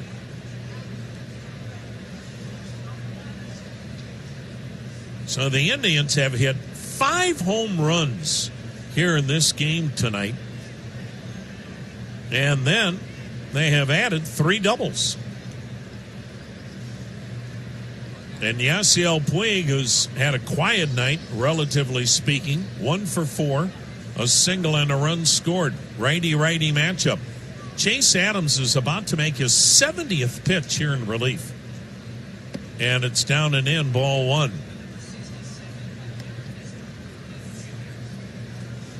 The Yankees do have the bullpen busy. That's the left-hander, Nestor Cortez.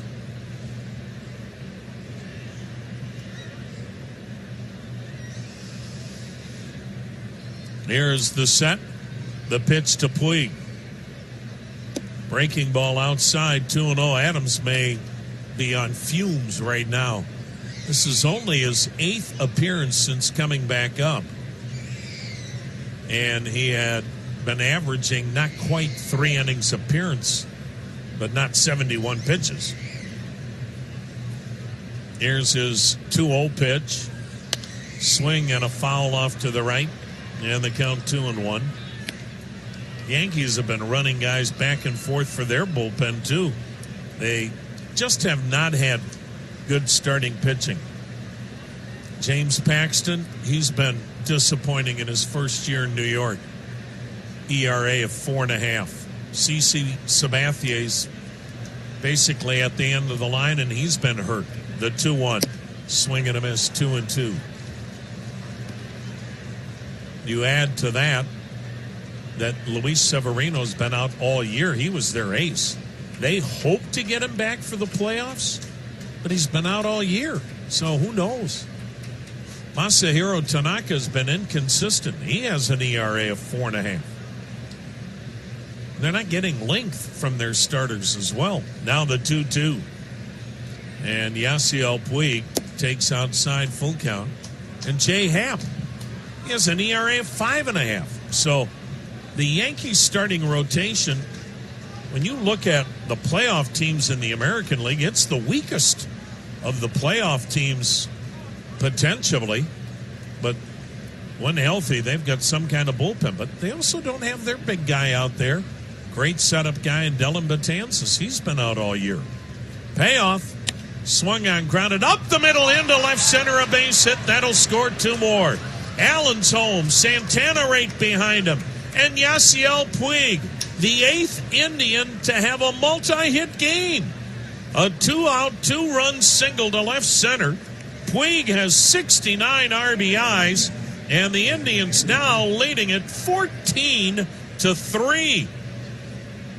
And the Indians simply demolishing the Yankees on a Thursday night in the Bronx.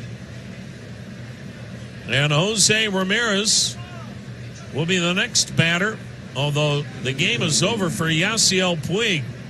Oscar Mercado will run for Puig as he heads to the third base dugout. So the Indians on top 14-3. And Jose Ramirez did the big damage early. Grand slam and 2-run homer. The pitch. He takes it's a little bit low, ball 1. And by the time the 9th inning rolls around, it'll be friends and family here at the Yankee Stadium. Adams is ready. The pitch. Down and in. He's toast. There's nothing left in the tank. 2-0 the count. The only Indian without a multi-hit game tonight is Frankie Lindor, and he started the game with a base hit. The 2-0 pitch. Way outside and high, ball 3, 3-0. I think you hit the nail on the head yesterday. It was a team that, coming off an emotional 3 games, might have been a little tired and got in here at a decent hour last night. Night game tonight. The pitch way outside, not even close. So Mercado to second. Ramirez, who has a grand slam to right center, a 2-run homer to right, walks for the second. Junior is on the pitch for the Yankees, but pretty much now moot point. Whoever they bring in, it's just to get them 7 more outs and get this game over if you're the Yankees. The Indians have done to the Yankees tonight what the Yankees did to Baltimore all year. Somewhere the Yankees, they're probably thinking quietly to themselves, damn, it was a lot more fun when we were pummeling Baltimore. Nestor Cortez facing Jason Kipnis with the Indians up 14-3 in the 7th. Mercado at second. Ramirez at first, 2 down. Jason Kipnis, solo homer to right, and a double. 2 for 4. The pitch, and it's in there, a strike. Cortez on the year, 21 appearances. He's 5-0 out of the pen with a 4.44 ERA. Now the set, now the pitch, and that one misses down and away, and the count 1 ball and 1 strike. The Indians and the Yankees will have 3 more meetings this weekend, so the Yankees will have plenty of time for revenge. The pitch to Kipnis, and he puts one into the seats foul. And the count goes to 1-2. Cortez was not on the Yankees 40-man. He pitched in 4 games with Baltimore last year. He's a Floridian. Another kid, though, that originally was born in Cuba. The 1-2. Swing and a foul back. I say Floridian, though, because he actually went to high school in Florida. 1-2 the count. Indians 14, the Yankees 3. Chance Adams out of the bullpen gave up 10 hits in 3 2/3 innings and charged with 5 runs so far. Now the set, now the 1-2. Down low, 2-2.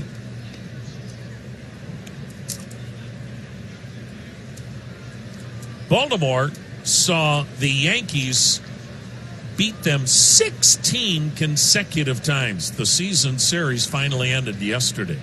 The pitch. Down low, full count.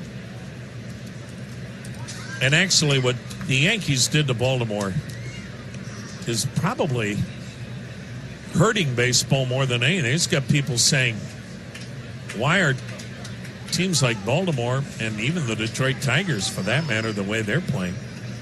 The pitch. Swung on by Kipnis, hit high in the air, fairly deep right. Judge is back. He'll pull it down. I mean, it's one thing to rebuild. When you're as bad as Detroit and Baltimore are right now, that's not good for the game. It's impacting.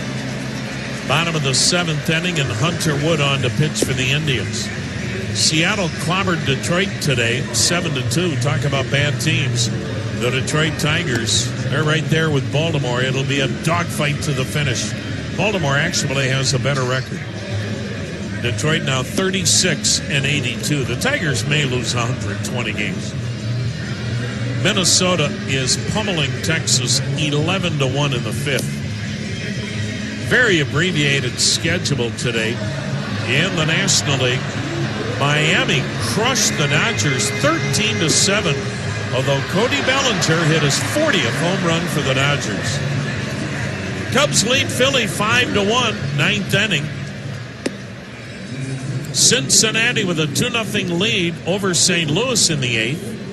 The New York Mets routing Atlanta 9-3 in the 7th inning. Peter Alonso's hit his 39th homer. And San Francisco leads Arizona 2-0 in the 1st. Here, Cleveland crushing the Yankees 14-3. It's the bottom of the 7th, and Hunter Wood replaces Adam Plutko. And Adam Plutko is going to be 2-0 against the Yankees this year, and he did another terrific job. He goes 6 innings tonight. He gives up 3 runs. He allowed 6 hits, struck out 3, walked 1, hit a batter. And Hunter Wood's first pitch fouled off by Mike Ford. The thing about Plutko is he looked early like he was in jeopardy of potentially having a big inning and getting the Yankees back in the game, but he righted the ship. That pitch swung on a one-hopper into the shift, shallow right, gloved by Kipnis. Second baseman throws all the way to home plate, wide of the mark. And Ford is aboard on Kipnis' throwing error. But with the Indians up 14-3, that's not as pivotal as it could be against this lineup in this ballpark. Here's DJ LeMahieu. So Adam Plutko gives your bullpen a scenario in which they've only got to finish 3 innings. And he got out of the first inning, and that may have been the key to this game. There's LeMahieu, the leadoff hitter and first baseman, 1 for 3, a single. He takes low. Yankees saw the Indians score 7 in the first, and all of a sudden, Pletko had given up a run. The Yankees had runners at first and second, 1 out against this lineup. Now the 1-0 from Hunter Wood. Low 2-0. And eventually the Yankees loaded the bases, and Pletko got Gleyber Torres to line out to end the inning. Base hit here or there in that first inning, and the complexion of this game would have changed dramatically. Now the 2-0 pitch. Outside 3-0. But Pletko didn't allow it, and he's in line to be 5-3 if the Indians finish things off the way you would certainly think they would. Oscar Mercado now in the game playing left field. Tyler Naquin moving over to right. The pitch, and it's a called strike. Hunter Wood, the Indians got him from Tampa Bay. On the year, 23 appearances, a win, a loss, a 2.14 ERA. Also picked up a save with the Indians. Now the pitch, and it's swung on and missed, full count. Hunter Wood. See if he goes multiple innings tonight or if they just settle for one. Fastball cutter, curve, changeup. The Indians leading 14-3 here in the 7th. Now the pitch. LeMahieu bangs a single to center. So stopping at second is Ford. And here's Aaron Judge. 2 strikeouts and a ground out. Now the Yankees have got to get this guy figured out.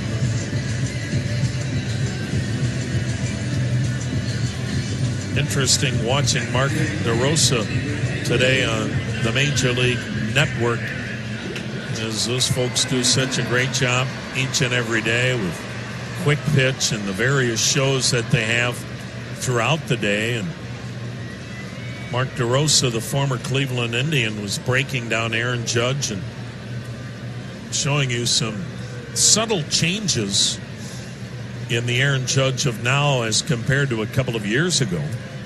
Here's the set and the pitch, and it's swung on and missed.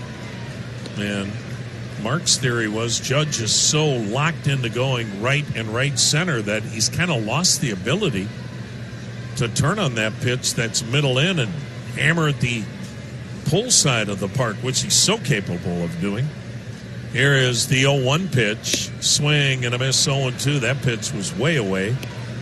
And Mark does such a great job breaking it down. And obviously, he's a game changer. If he doesn't get it turned around, this Yankee lineup is still awfully good, but he takes it to a whole different level in that 2-hole. The 6'7" Giant awaits the 2-strike pitch, and here it comes. Swing and a foul back. Will do it again at 0-2. It'd be interesting if he continues to struggle and then Giancarlo Stanton comes back. You wonder how long it will take him to get going if indeed he comes back. That's the big if. Yankee people were saying today they don't care if he comes back or not. Yeah. Not going to mention who the Yankee people are. I mean, when you're paying a guy $30 million a year, you would think you'd want him back, but they haven't missed him at all. The 0-2 pitch. Outside a ball, 1-2. He's not a good outfielder. And there's such great chemistry and a great feeling with this club that a lot of people think they'd be better off going with the guys that have gotten them here rather than change that dynamic. But we'll see over the final 6 weeks. Now the 1-2 pitch to Judge. And he dropped it in there. That's right there what Mark DeRosa was talking about. That was well, I hope Mark saw that at bat, because it was right what Professor DeRosa talked about today on the Major League Network. He locked him up with a slider middle in. Up. That's a ball that normally is on its way to the moon. He can't get to that pitch. How much do you think that's a byproduct of just trying to wear out that short porch and right center? He's gotten so used to it. You know, that's what Mark talked about today, Rosie. He said it could be some of that, but he also wonders, is the oblique still an issue? Here is Didi Gregorius, the pitch, and it's swung on, ripped foul to the right, strike one. Now, look, I'm not trying to play Tommy Topper here, but I had a son that started on that Kent State team that went to Omaha in 12. He was never the same hitter this latter part of that season after his oblique injury, and he said it wasn't until a year later, after he was in pro ball with the Indians, when he actually saw video, how he was holding his hands differently to protect the rib cage. Now the 0-1, up high, 1-1. You don't do it consciously. It's just kind of a human reaction to protect whatever was wounded. And, you know, that's a minor leaguer. You know, obviously these guys have a lot more video at their disposal and more people working on it, but you could subconsciously be protecting that side. That's what Mark talked about. The pitch, and Gregorius skies it to center. It's not going anywhere. It'll be out number 2. You're talking about that rib cage area, the lat muscles, side muscles, whatnot. Think of when you hurt a rib, when it hurts to sneeze, how long that stays with you. Isn't it amazing, too? I don't know how far back it goes, but maybe 10, 15 years ago, you never heard of oblique injuries. Maybe players had them, yeah. It just wasn't diagnosed that way. But it always seems, whether it's a pitcher or a position player, it takes, number one, a long time to come back, and then when they do come back, it can be a struggle. And that's why I'm a big believer. The way you stay away from that, instead of oatmeal in the morning, you have a couple of brats. Here is Giovanni Urshela, 1 for 3, an RBI single. He waves at it, strike 1. Bacon Makers of America, your number 1 pitch man is right here. You know what? Oatmeal with fruit is overrated. Bacon sure tastes better, doesn't it? I mean, look at Curly and the kind of life he had in City Slickers. He had bacon at every meal. Tribe up 14-3, 7th inning, 2 out, 2 on the pitch. And a breaking ball is up 1-1. But it was fascinating. And I'm not trying to give a free plug to MLB Network, but all of us watch it. And it's so nice now that most of the hotels we stay in finally are getting it. But it was really fascinating, the piece he did on Aaron Judge today. And Mark was a good hitter for a long time. He knows what he's talking about. The 1-1.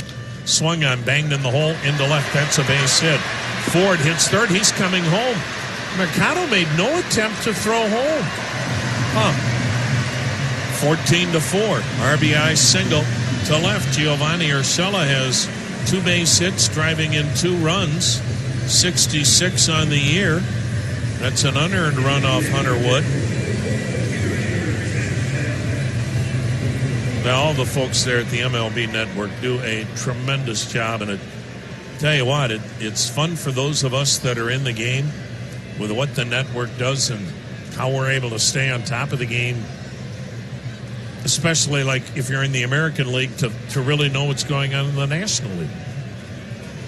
Here's Gary Sanchez, 2 outs, 2 on. LeMahieu at second, Urshela at first. Indians lead 14-4 in the 7th.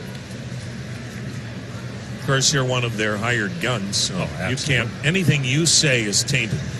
Here is the set and the pitch to Sanchez. It's up and in, ball 1.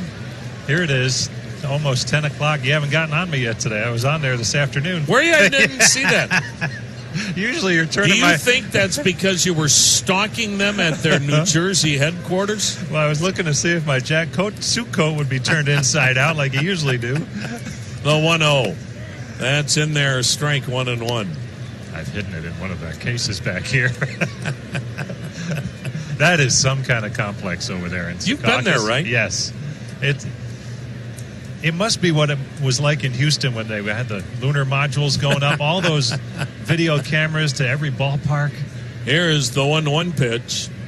High, ball 2-1. If you're a baseball, well, you have to be a baseball fan to work there. But if you're in that one room, they have the cameras at all 30 ballparks, and you can see what's going on. I mean, that's got to be a field day for those guys. I think the best part of the MLB network, other than some other networks that we won't mention, the MLB network has comprehended that there are teams outside of New York and Boston.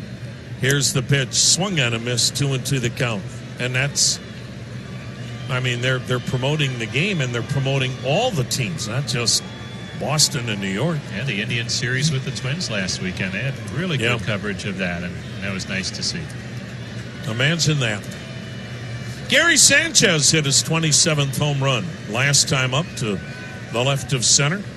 2 out, 2 on, Tribe up 10. Here's the 2-2. A swing and a miss. Fastball in. Got him. So Hunter Wood gives up an unearned run. And the Indians have a 14-4 lead. Well, how about this? The mighty Yankees are using their DH to pitch. Mike Ford is going to become the Yankee pitcher. The DH delivers, and it's a first pitch strike to Franmil Reyes. I know it's lopsided, 14-4 Indians. The pitch swung on, bang to first on one hop. Speared on a backhand by LeMahieu. Gets up and gets to first to rob Franmil Reyes of his third hit. Reyes 2 for 5. Here's Tyler Naquin 2 for 4. A couple of singles. It's nothing any manager ever wants to do, talking about using a pitcher. But in this case, the Yankees bullpen has been used a lot. Tonight, the whole bullpen has been in this game. Here's the wind and the pitch, and it's inside a ball. And that is difficult for Aaron Ford, or for Aaron Boone, I'm sure, to make this move, to put Ford in there. There's a strike. They've also gotten Gregorius out of there. Tyro Estrada's now at short. The pitch. Naquin takes outside 2-1. But it's only the 8th inning. Yankees have another inning to cover. But anyway, that's where we're at. Cortez went 1/3 of an inning. There's the wind and pitch, and Naquin pops it up behind the plate, foul. And Sanchez near the screen is out of room. 2-2. And if you're a hitter, this is an absolutely no-win scenario. If you get a hit, everyone's like, well, of course you got a hit. You're facing a position player. And if you don't get a hit, you've got to wear it. But also, as a major league hitter, you don't have the same focus. It's almost like, no, okay, pickup game. The pitch, Naquin drives one up the alley in right center. That's going to get down and go for a base hit in the gap in front of the track. Gardner cuts it off, but Naquin has a double, his 18th, and he has a 3-hit game. How about the Indians? They have now banged out 4 doubles. They've also clobbered 5 home runs. And Roberto Perez is the hitter, 2 for 3, 2-run homer to right, a single and a walk. 14-4 Indians. They've out-hit the Yankees 19-8. Roberto Perez, the pitch, and it's high a ball. You could say arguably had the biggest hit of the night.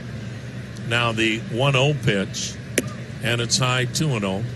Granted, Jose Ramirez had a grand slam in the first inning. However, the pitch, up and in, 3-0. It's 5-0 in the first inning when Roberto Perez gets a 2-out, 2-run homer. Here's the pitch. In there, strike 3-1. And boy, 7-0 after a half an inning changes everything. Even for Aaron Boone, as good as his club is. That check swing, did he go? Yep, full count. So the Indians didn't settle for a decent first inning. They had a blowout inning, and it's a blowout win. Now the payoff Swung on, drilled to center, base hit. Naquin will be stopped at third, and it's a 3-hit game for Roberto Perez. So the Indians, 8 and 9 hitters, each have 3 hits. Everybody but this guy has a multi-hit game, and this guy is the leadoff hitter, Francisco Lindor. And Frankie Lindor started this ball game with a single to center and started the Indians' 5-run uprising. And the pitch is in there, a strike. Lindor is batting in the 8th inning for the 6th time. Francisco 1 for 5. He swings, grounds one up the middle into right center. That's an RBI single. Naquin will score.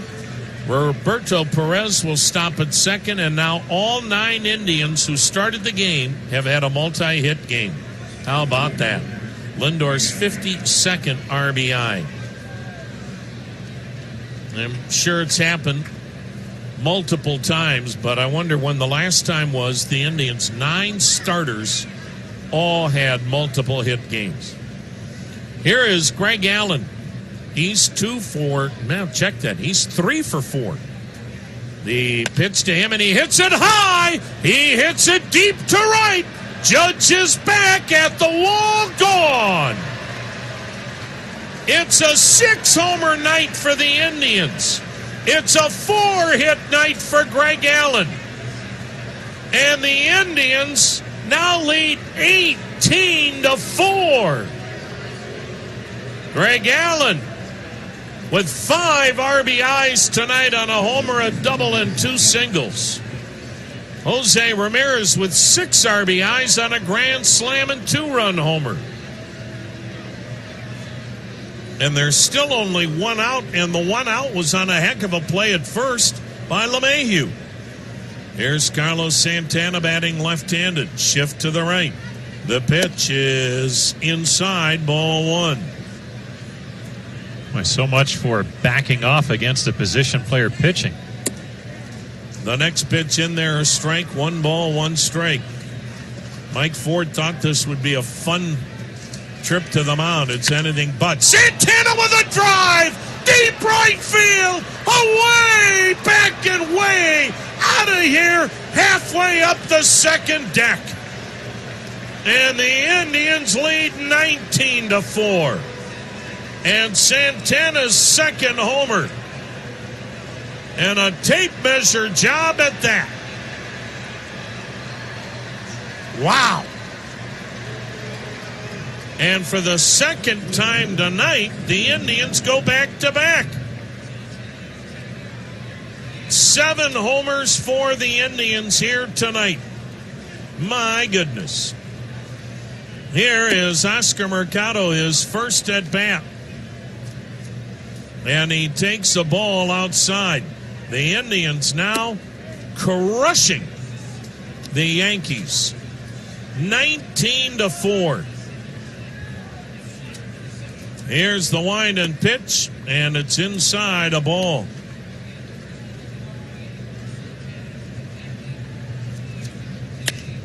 The next pitch swung on, bang to center. There's another base hit.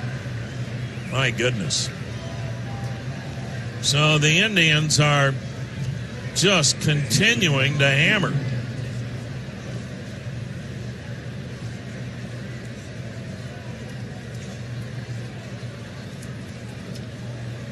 So the Indians leading at 19-4.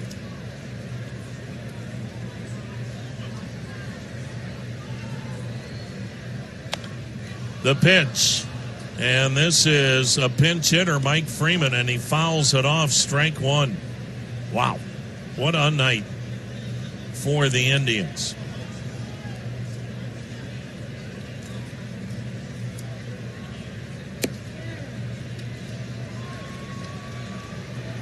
Mike Freeman pinch hitting as Jose Ramirez had a grand slam and a 2-run homer. Now the pitch, and that misses.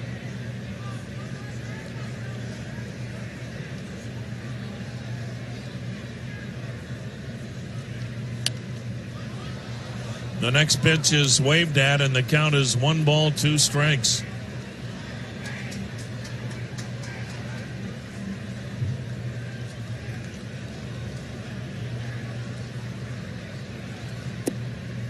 The next pitch missing low, 2-2. Well, not much the Yankees can do. 19-4, they've just got to take it now. The pitch swung and banged up the middle and caught for the out. A line drive off the bat of Freeman, but it is caught for the out. And there are 2 men out. And the batter will be Jason Kipnis. Second time tonight the Indians have hit around, as the Indians had 10 men bat in the first, 9 men bat here in the ninth. There's the pitch to Kipnis, and he looks, and it's in there, called strike. The Indians with a 19-4 lead. Kipnis takes, and it's a little bit high. Boy, not by much. 1 ball, 1 strike. Kipnis, he's got a multi-hit game, a homer and a double. He takes outside. And the count, 2 balls and a strike. The pitch. Kipnis sends a pop on the third base side. Urshela, foul territory, retires his former teammate. But the Indians just keep pummeling. They add 5 more and lead 9. Tomorrow morning from 9 to 10 on WTAM 1100. Well, it's all Cleveland tonight.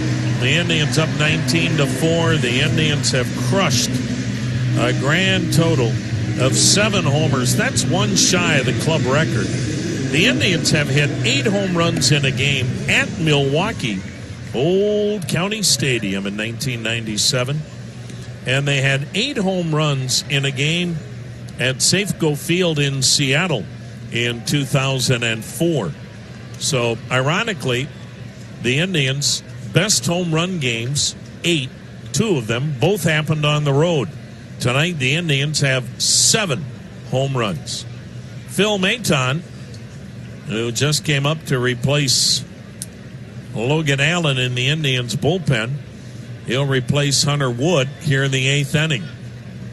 There is the set Maton fastball curve slider, and the right-hander delivers a strike to Brett Gardner. Mike Freeman is at third base for the Indians.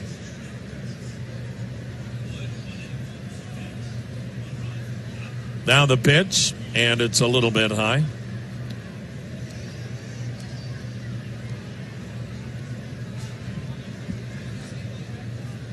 Hunter Wood went an inning. He gave up a run, but it was unearned. He allowed a couple of base hits, had a couple of strikeouts. Gardner 0 for 2 with a walk, takes a called strike. Maton giving the Indians some freshness in the bullpen. That's been the key in this stretch of games, doubleheaders, extra innings, the pitch, and a breaking ball down low. And Terry Francona said several days ago that this could be a revolving door because they're doing everything they can to protect that bullpen. Tribe up 19-4, 8th inning. Here's the pitch to Gardner, and he bangs it sharply on the ground to third baseman Mike Freeman, who throws him out. 1 down for Gleyber Torres. He's 0 for 3.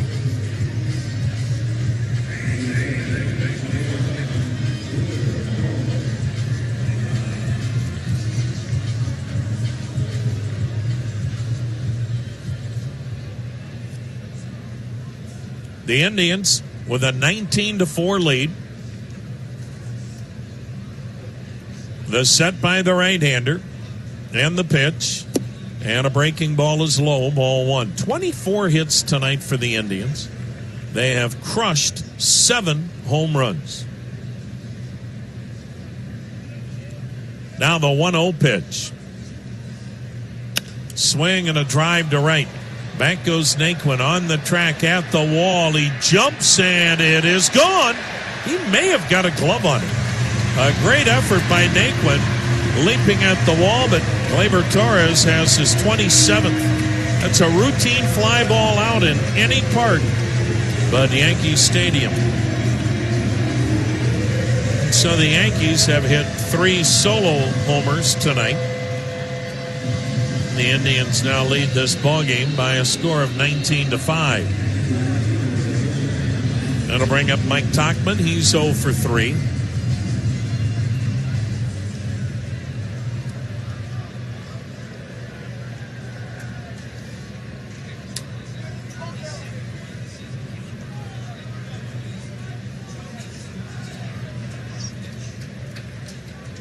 Here is the set by Maton and the pitch. And it's outside a ball.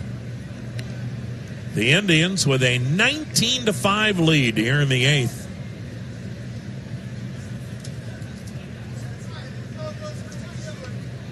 Yankees have already gone to a position player to pitch. That pitch low and away a ball.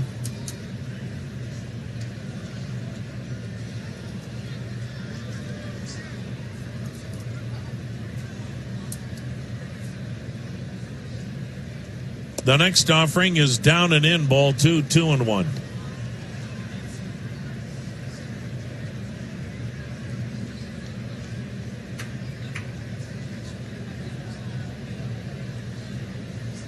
Maton, the right-hander's ready. Here it comes. And he caught the corner at the knees. A called strike, 2 balls and a strike.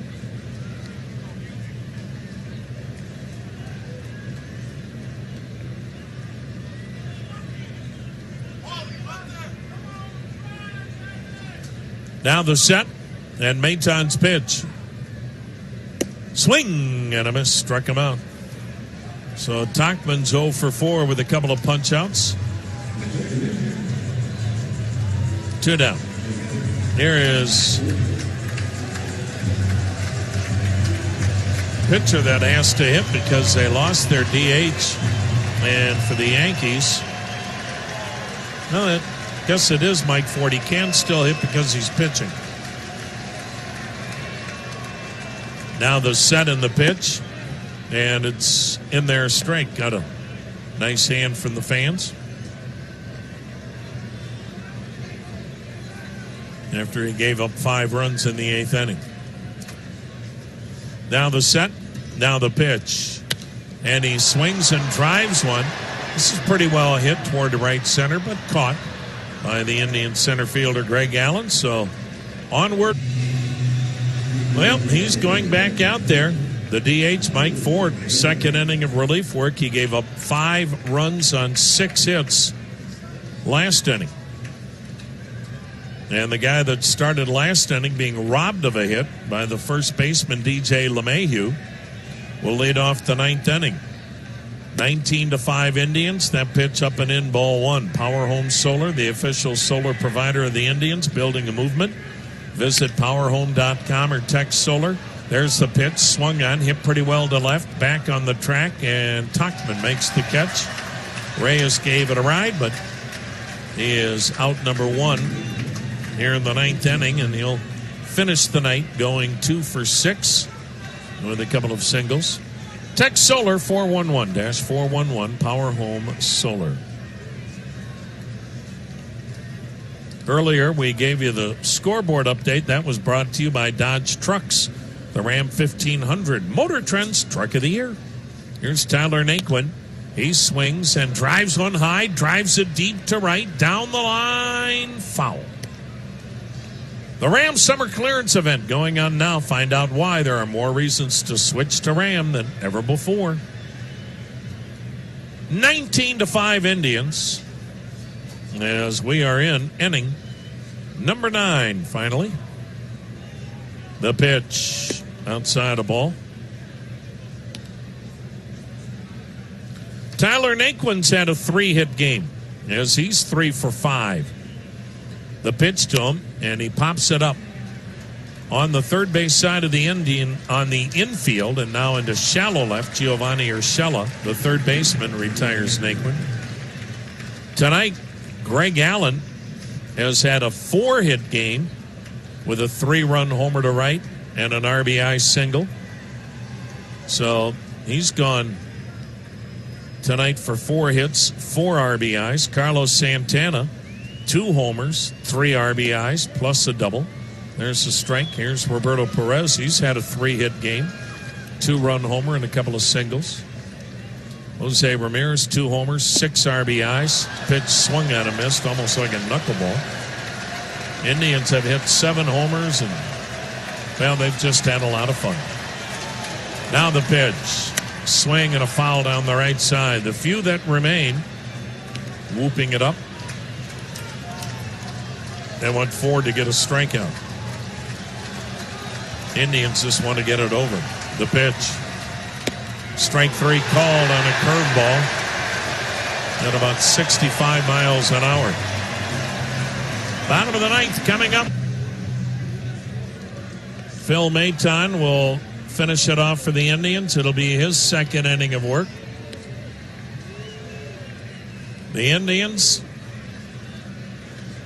bombarding the Yankees tonight by a score of 19-5. Top of the order, and DJ LeMahieu. He is 2 for 4, couple of singles, a run scored. Now the set, now the pitch, and a check swing foul to the right, strike 1.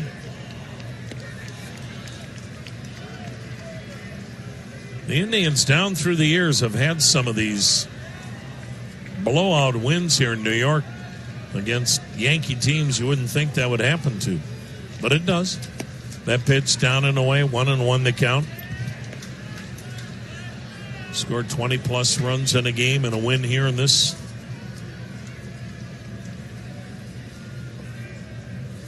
ballpark not that long ago. The pitch swung on, fouled off to the right, 1-2. But tonight, it's very meaningful when you consider it's mid-August. You're a half game out of first. And you're finishing off 20 consecutive games in 20 days. Now the 1-2 pitch. And it is swung on, hit off the end of the bat on the ground toward first. Kevin Plawecki will flip it to Maton, covering. 1 down. There's Aaron Judge, 0 for 4, 3 strikeouts.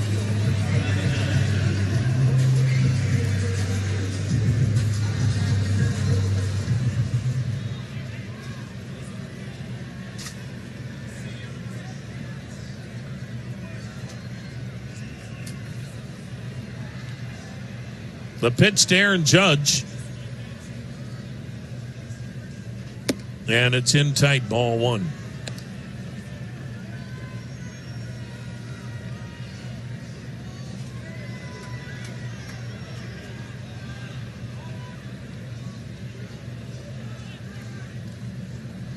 The next delivery, down low, 2-0.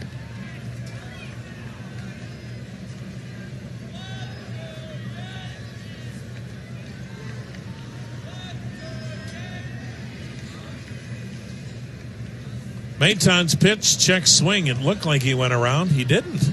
Up and in, 3-0.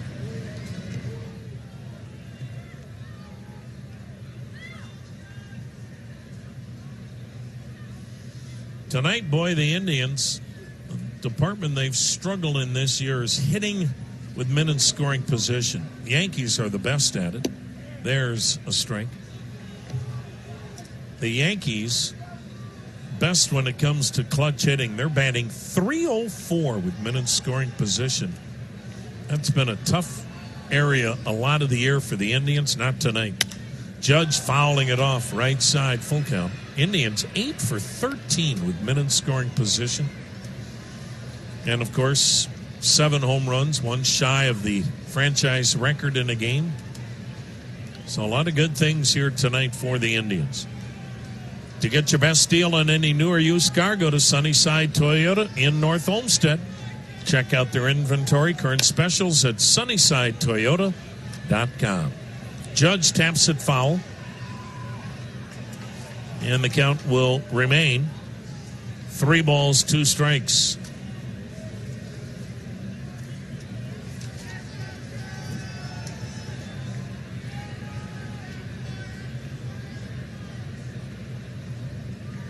The next delivery, checked on a pitch. Strike 3 called on the outside corner. Boy, Judge isn't happy, and it's that kind of a go of the last 2-3 weeks for Aaron Judge. My goodness, he has struck out 4 times tonight, 3 times looking, which Also tells you he's really lost a feel for the strike zone. So Maton gets his second strikeout. Now the last hope for the Yankees, and driving one to right field is Estrada near the wall. Jumping up and making the catch is Naquin. Ball game. So the Cleveland Indians start this 4-game series off with a rout of the New York Yankees by a final score of 19-5. They come one home run away from tying the club record as they hit 7, one shy of the franchise record. We'll be back.